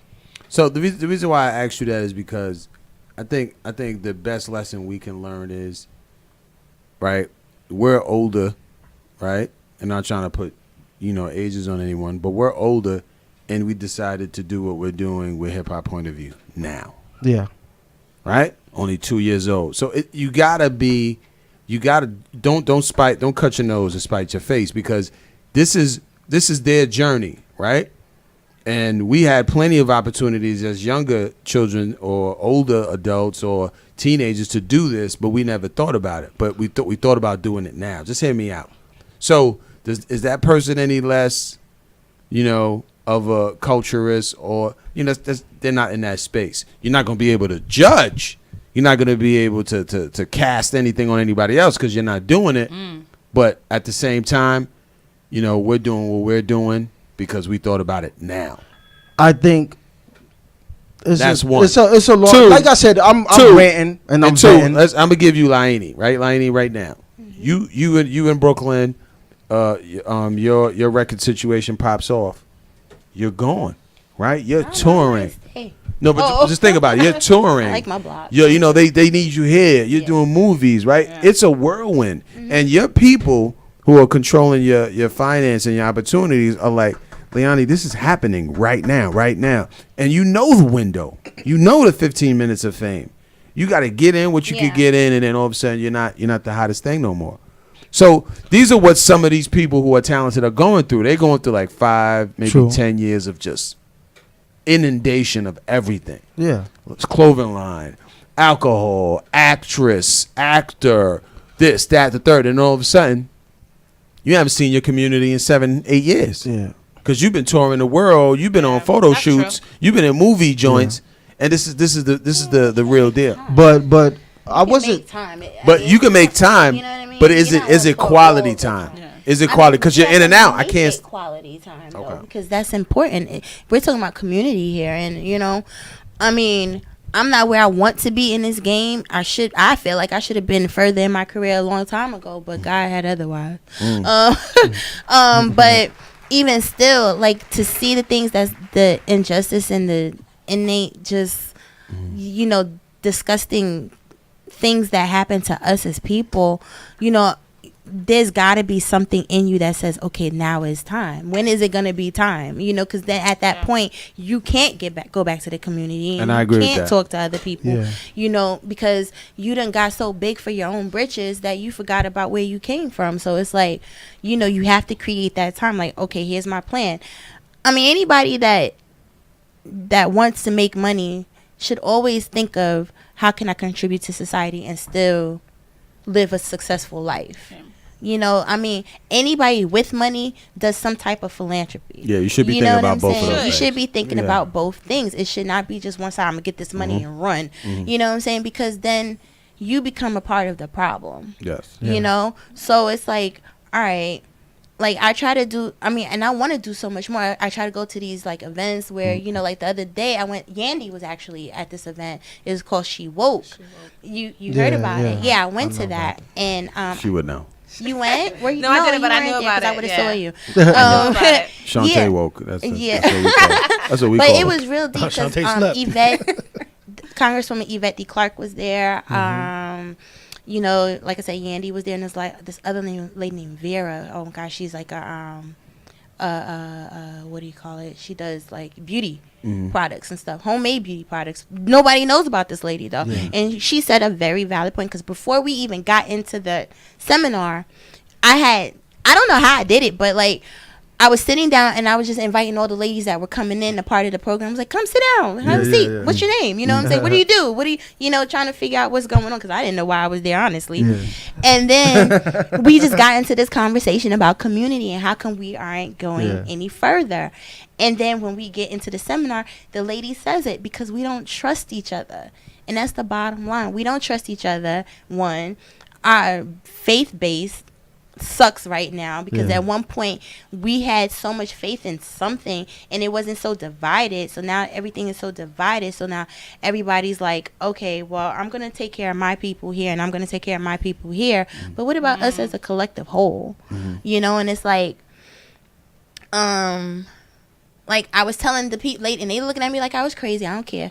But I was like, look at the Muslims, look at them Jews. You know what I'm saying? Look at all these people. And you want to train. We reading Zayn or listening to Nicki and all that stuff. But these people are in their Bibles. They're like in their books, reading, studying the word and stuff like that. And it's like, when did we lose that? Yeah. Because like my hip hop is not just regular hip hop. It's gospel hip hop now. Okay. I just transitioned from doing secular hip hop to gospel hip hop. And, that's a whole nother situation in itself. You know what I'm saying? So it's like, and it's so necessary. And this is why it's amazing when the secular side, either transitions or embraces the gospel side, because the language is clear. Yeah. Right. And the causes were the same. Right. Initially, they're the same cause. So, that's dope. And how you being received at the gospel side? It's crazy because like I only did like 3 shows so far since I started, because I only started like 2 years ago. Honestly. And you got more love from that than I'm getting way more from the regular. Oh please, like it's really the kids though. I'm noticing like a lot of they need it's a breath of fresh air for them, right? Around, it's a breath of fresh air. And like, oh my God, it's so amazing, because I was like, I don't know who am I doing this for. I had to ask God, like, who am I doing this for? And then as soon as I started doing the shows, I'm noticing like a lot of kids were there at these shows, and I'm like, okay, that's who I'm doing this for, Yeah. So it's a transition, but it's a better transition because I don't feel filthy when I rap now. I feel, cleansed? I feel a little so cleaner, But it's definitely. Do you when you go into? Oh, is it in the church you're performing? Well, I performed on a boat ride. the other week I performed at a church, and I performed at 2 churches in a boat ride so far. And are you the one like? So after the turn up dude comes on, skirt, right? And then the chick comes in there, pop 2 times, bad 2 times. And then here you come with the gospel hip hop. Are you that type? I mean, right after. Right after. You know, it's gospel time. Excuse me. It's gospel. You don't know what I'm about to do. Throw your crosses up. You know that. Jesus. What? No. But it's crazy because like I went to some underground gospel. Church? Some underground church? Underground. I was at Slim's joint. It was in the basement of a church, y'all, and it was some gospel stuff, and it was really cool. Like I was like, yo, y'all are nice. Like they sound like regular hip hop, just talking about Jesus. Like yo, no curses, no nothing. You know, and it just I was like, oh my God, this is a movement, and I'm a part of it now. You know what I'm saying? It's a lot of popular so this gospel and this whole thing is like gospel music. Yeah, so you can't turn up to that. Did you see how so Sal can't turn up. He said it's like what gospel. is this? What is this? I did like this. What is this fragrance? Like, you know. Like so hold on. What number song on the CD is the one that you want to play for us? No, the one I wanted to play. It's the last song on the last CD. song. Cause I'm singing. I'm being honest. I don't like my singing. She don't like it. I just want to know. I don't believe in it. I'm sorry. I just want to know one thing. So you're doing the gospel. Yeah. That's it? Yeah. Okay. I'm gonna ask you. Oh, you gonna play it now? Well, I got to get the actual. Okay. The timing. I got to YouTube. So go through the email. The gospel. When you do the gospel, right? And you're doing it for the church and you're doing it for God. Yeah. Oh, the question is, listen, listen. You're doing it for God. You're doing it for listen. Jesus, Lord, the question is, because the question is that how do you go and ask for that bag, that payment, like when it's for the, for the Lord, like how do you? I don't ask for nothing, honestly. And people look at me like I'm crazy because I don't. I just say, if you want to give me a donation, whatever you want to. Them pastors and priests, they got some money. Yeah, they got money, but that whole bucket. I mean, if it's meant for me to make money that night, then great. If not, then that wasn't my purpose in coming. Wow. So yeah, that's real. No, I just want to ask because they're like, I just want to really know trust how do you do that. That's hard for me anyway. Like you missed some zeros on this. Oh Lord! So it's about the money. Nah, I ain't that bad. Okay. Because some people be like $20 for a CD, and you get the T-shirt and the book too. Which one you got? Which one you got queued up? Let's see if is this. Let me know if this is the beginning here. Yeah. Yeah. Okay. Slims, the Lord said, give me some volume. It's not me. The Lord spoke to me. He said, give me some volume. All right. Don't cross the Lord. Slims don't give us no value. That's how you do it. That's okay. That side. Let me get some value. Because like. I'm not too fond of my singing, I'll be honest, but I love the song so much that I wanted to sing it myself, but I really want to get it to somebody else to sing it. Yeah, because I think it's such a real good. I really do have just faith in that song. Just get the backup, the choir, the backup. That make you sound good. Yeah, shut up. Yeah, as soon as Bravo. Oh, we gotta shut up. Yeah. We gotta shut up. Yeah. Thanks, Slims. Are you ready? Yeah.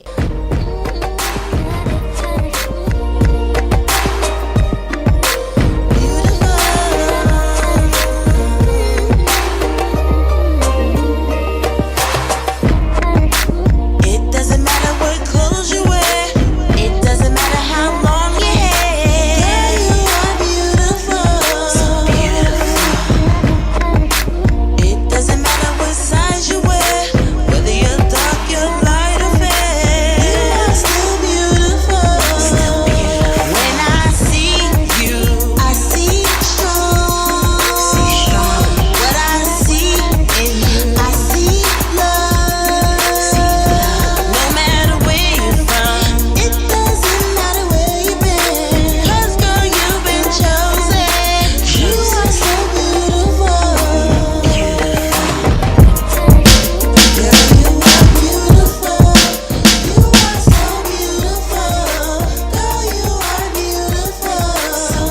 This is beautiful. Clap that up. It's a great song. So, I love it. This is fantastic. No, you only heard half of it. No, I'm joking. I don't know why you're not playing the song. The Lord said to play the song, the entire song. Nah. Oh, that's Nah, amazing. but, Okay, and this song now was part of what you performed. You make sure you don't get that. Why you don't perform that one? I don't perform that one yet because I want to better my singing voice before I start. That's funny. Going out there, like, See, no. and that's kind of the message. That's kind of the message you're saying for Cardi B, right? Yeah, pretty much. Having so much respect for the craft that I want to better myself before. You know what I mean? Because I was Cardi B. I bet. Look, I'm not in the space of best female rapper. I would come out and say that. She would respectfully bow. I wouldn't bow out, but I would say this is not necessarily a reflection of my place in hip hop yet. I mean, she's so daggone excited. She don't care about nothing but being nominated. Let's just let her have that nomination. But like you said, it's political things like that. That you know, too.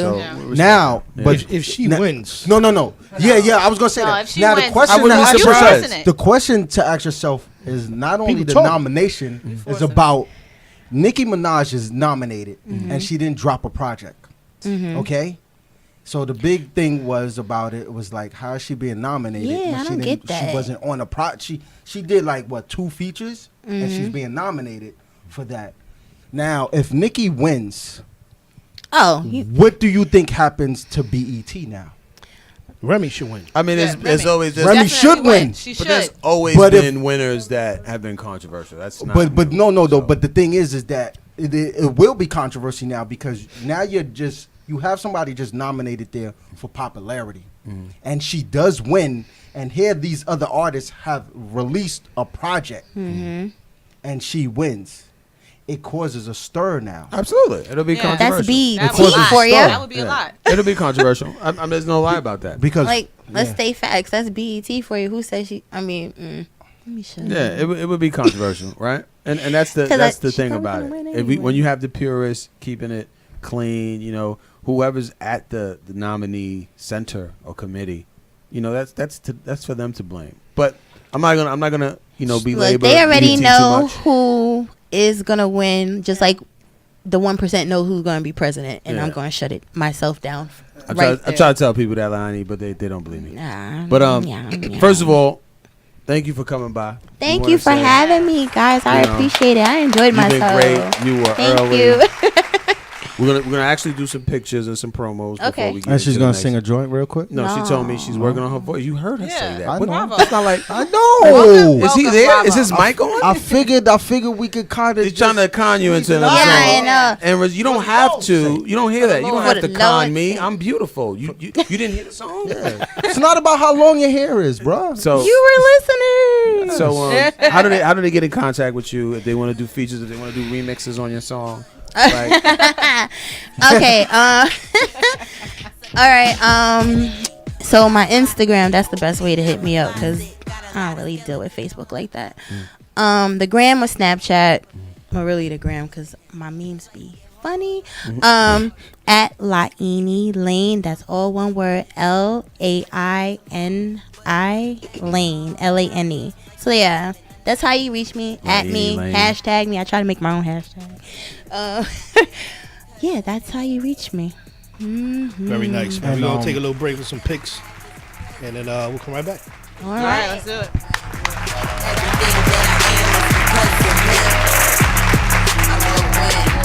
Everything that I have is because of him. I will win. I put that on everything. Put that on diamond rings. Cause they don't mean nothing. It's just a piece of jewelry. Nice to have, nice to see. It won't get the best of me. I try to live humbly so that I could live comfortably. Misery loves company. Ain't nobody checking me. This is my destiny to be the best that I can get. I'm a ball like Curry, giving praise and worship just like a good steward. Even on a bad day, I'ma pray, cause I sin every day. We all fall short of glory, but thank God he redeems. Feeling so clean, so fresh. Way up, I've been blessed. Everything that I am is because of him. Yeah, I will win. Everything that I have is because of him. I will win. Everything that I am is because of him. I I will win. Everything that I have is because of him.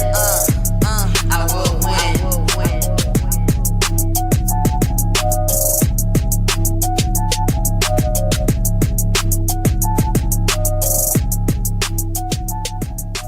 Guod instrumentals.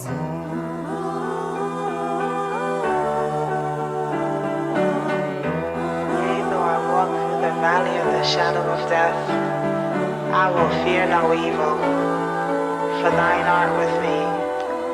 Thy rod and thy staff, they comfort me. Thou preparest the table before me in the presence of mine enemies. Thou anointest my head with oil, my cup runneth over. Surely goodness and mercy shall follow me all the days of my life, and I will dwell in the house of the Lord forever. Yea, though I walk through the valley of death, I'm in a battle with the enemy and myself. Got one foot in heaven and the other in hell. Can't cope, need dope just to deal with the world. Cause the prophecy he put inside of me I can't hold. So the devil wanna take my soul, but Jesus said no. Now the battle's on, I'm getting pulled just like a rope. Tug of war, this means war.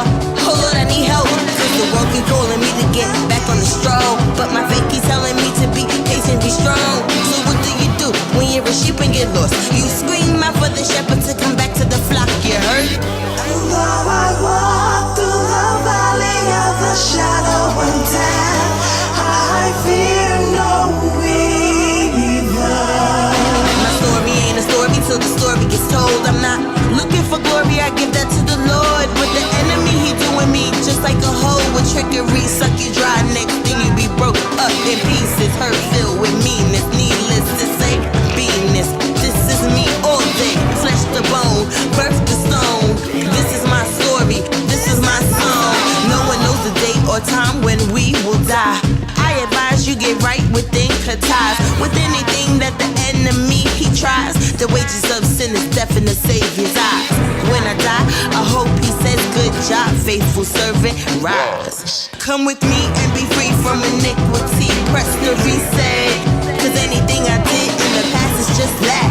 So don't come for me with your bull and your crap, cause my God will make you a footstool in my path. I'm not the one to brag, I just stay fast, you know. Though I walk through the valley of the shadow of death, I fear no evil. Thou art with me. Thou art with me. Heroes Headquarters.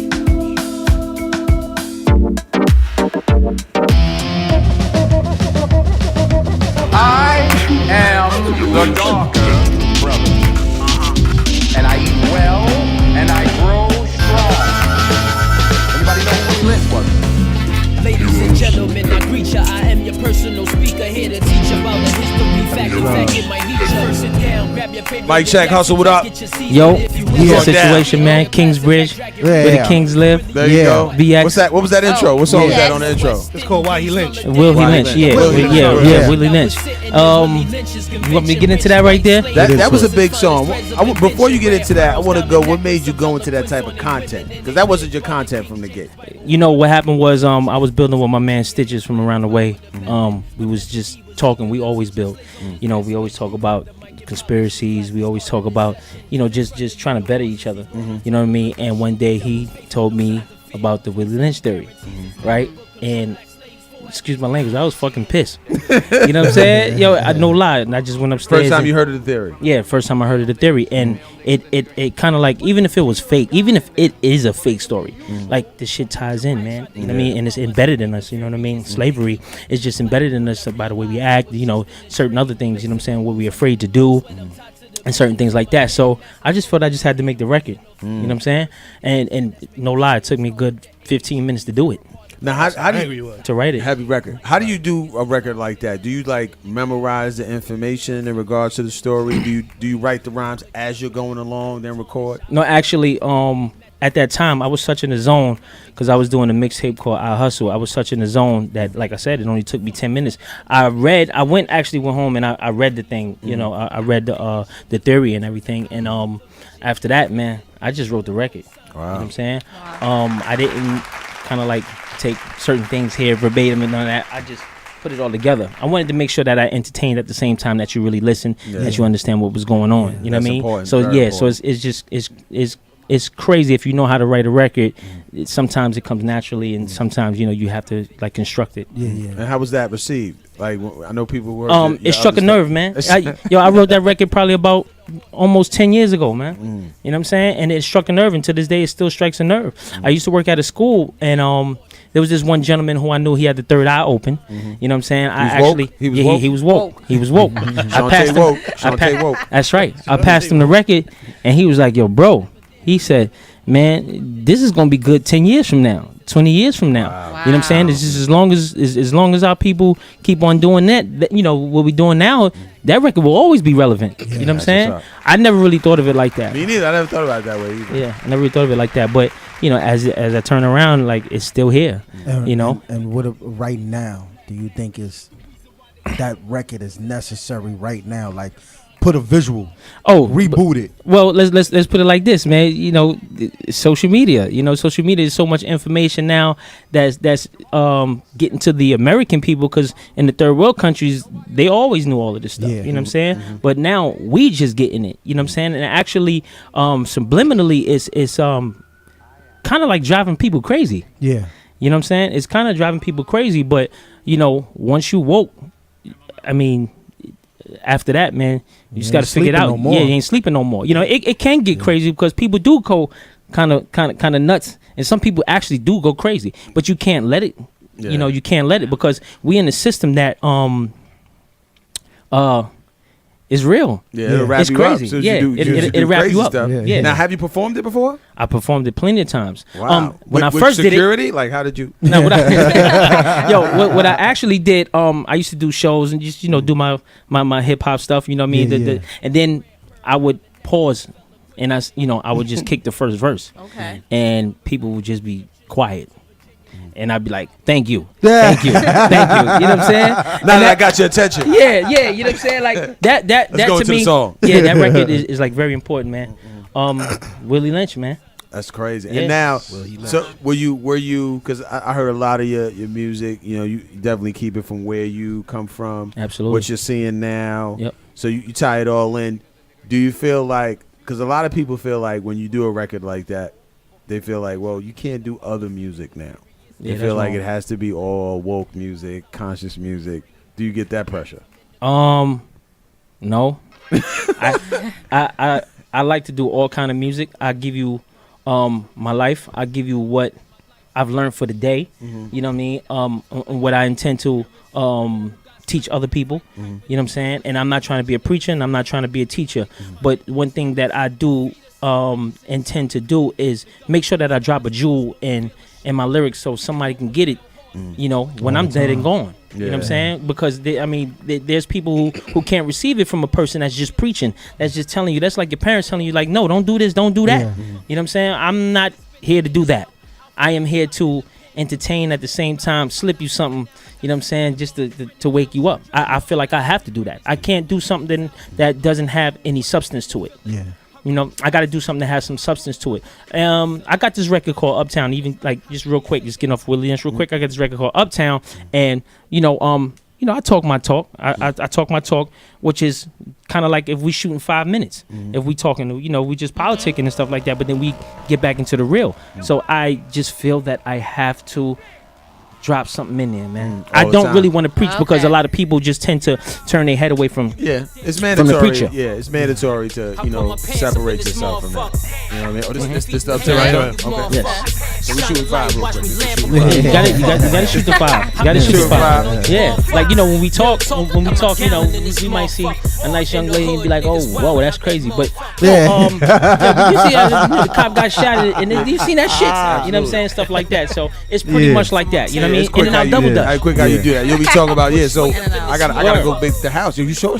Yo. Yeah. Yo, again, like I was saying, Right. It's that quick. You know, it's pretty much like that. Like I said, I do not I don't want to preach, but I also like I want to talk that shit, man. I want to talk that shit to where, you know, at the same time I am preaching, but it's entertaining. Yeah. So then that way you don't receive it as I'm just preaching, like I told you, like I'm the And parent, can like what you relate. doing. You can relate to me. You know, what I mean, we can have a conversation when we see you in the street. Oh, yeah. Now, who were some of the people you were listening to that had that element in their music? Of course, Nas. Oh, I mean, okay. even Absolutely. of today, you got Kendrick and you got J. Cole. You got Mos Def. You got Jay Electronica. You got Talib. You got some dope dudes that's just not that popular, bro. Yeah. You know what I'm saying? They have their own lane, but they just not as popular. That's not what the machine. Wants them to be, yeah. Yeah, that's not what the machine pushes. You know what I'm saying? I have that music that, you know, the machine probably might not want to push, but I do have some of that stuff that they be like, yo, you know what? This is ignorant enough. I think we can do this. Yeah. You know what I'm saying? We could push them. We gonna let this ride. Yeah, we gonna let this we gonna ride. let this one Is ride. this machine That ready? other Is this stuff. machine Yeah. ready? Yeah, it's They machine coming ready. on this one. Yeah. I'm aware You of got that. some machine ready joint. Yeah, definitely. I'm aware of that, and I'm aware, kind of, sort of like, you know, the marketing thing. You know, marketing is basically like, yo, how can I swindle you into giving me a couple dollars? Yeah. You know what I'm saying? That's what marketing is. It's Yeah. just, you know, a much sophisticated word. Yeah, how yeah, can I yeah. rob you? Yeah. I'm stick you I up. gotta take this money out your pocket. Yeah, without If beating you you don't up. mind. Yeah, if you if you don't mind. Open up the pocket Agreed. for me. Yeah. So I know Slims gave us a cue, 5 minutes. I know you're gonna come back. I know you were running around. Yes. But Yes. here's the ultimate question we're gonna get into right before we get into how to reach you and what's coming up. Are you looking for an individual deal where you get the percentage, or are you looking to sign to a label? What's your situation? All right. I'm not. I don't denounce any of them. Good. But you know, Senator Reef. Yeah, Okay. yeah. I mean, you know, at this time, at this present moment, I'm gonna make my money. You know what I'm saying? With or without a label. I think that they want to see you do that anyway, because they ain't gonna really help you. You know what I'm saying? You do what you got to do. You make your money, and you know, you get yourself to a comfortable position, and they will probably be like, hey, you know, we got something for you. Yeah. You know, what about this? But sometimes you might be into a position where you're like, nah, I'm good. All my bills is paid, man. Yeah, You know what I'm yeah. saying? Like, what kind of freedom you giving me? Yeah. What you trying to What take kind from me? of freedom you giving me? Yeah, you know what I'm saying? So, Yeah. you know, it's pretty much like that, you know? But I don't denounce, you know, I don't denounce the deals and none of that. You know what I'm saying? But I think I'd rather eat right now. Definitely I got to eat on my own, because that way, I mean, they don't want you without having nothing. You know what I'm saying? They're not messing with you. Yeah, They want you to gotta come give having up a couple something to dollars. get something. Yeah, they want to have you come. You know, that's like, you know, a rich dude talking to, a broke dude talking to a rich dude. Dude gonna be like, yo, you can't give me nothing, bro. Exactly. Like, you can't give me nothing, so you're gonna have to give me everything in order for me to spend something on you. Yeah. You know what I'm saying? I don't want that kind of situation. I want a situation where, like, well, excuse me, sir, Mr. Neil, how can we help you go to the next level? All right. You know So what I'm saying? How leverage. can You we want eye work to together? eye. Yeah, how can we work together? How can we work together? You know? And let me So- get a piece of the pie. Yeah. Not all of the pie. Right. Because you obviously have a piece of the pie as well. Right. So, Exactly. let's But then rock now out. you also have I would say, like, to a lot of people, you have wolves and sheep. Sheep just want to be led and don't care to be a wolf. They don't care about nothing. You know what I mean? Yeah. Sheep would rather be led, like a person that's just job safety, job security. Yeah. That's it. Opposed to the person who's actually owning the job that you're trying to go for. Yeah. You know what I'm saying? That person done went through both parties have catch-22s. You know what I'm saying? Both parties have sacrifices. You know what I mean? So what do you want to do? Are you man enough to do it? Female, woman enough to do it? Or are you going to just fold and just work? I mean, what you gonna do? True. You know? They both have their pieces. They both have their pieces. And nobody's denouncing anybody. Nobody that denouncing does, at you know all. what I don't denounce anyone who has a job because this is Reef's opinions. Yes. Not representative of the show. Yes, it's right. And I'm at the plantation myself, and I ain't no fool. You know what I'm saying? I got mouths to feed too. We got one more minute. Tell them how to get in contact with you. What's going on? Please get in touch with me. That's Reef Ali. That's REEFALI at Facebook. On Facebook.com. Reef Hustle. That's REEF Hustle _ on IG, and Reef Hustle on Twitter. My EP is coming out soon. It's going to be called War.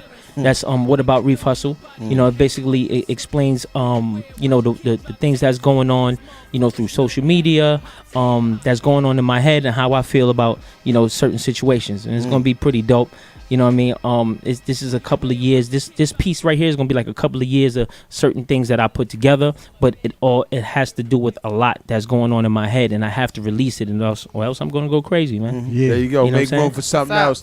Yeah. Hip Hop Point of View. Read something. Thanks for coming out. Thank Any you, last man. words? No, we I good. will be back. We Yes, out. definitely. For sure. Definitely. For sure. War, War. EP. It's war. Yeah. Slays on his best wish. He grabbed the mic and polished his glass and started his session in front of Heroes Headquarters.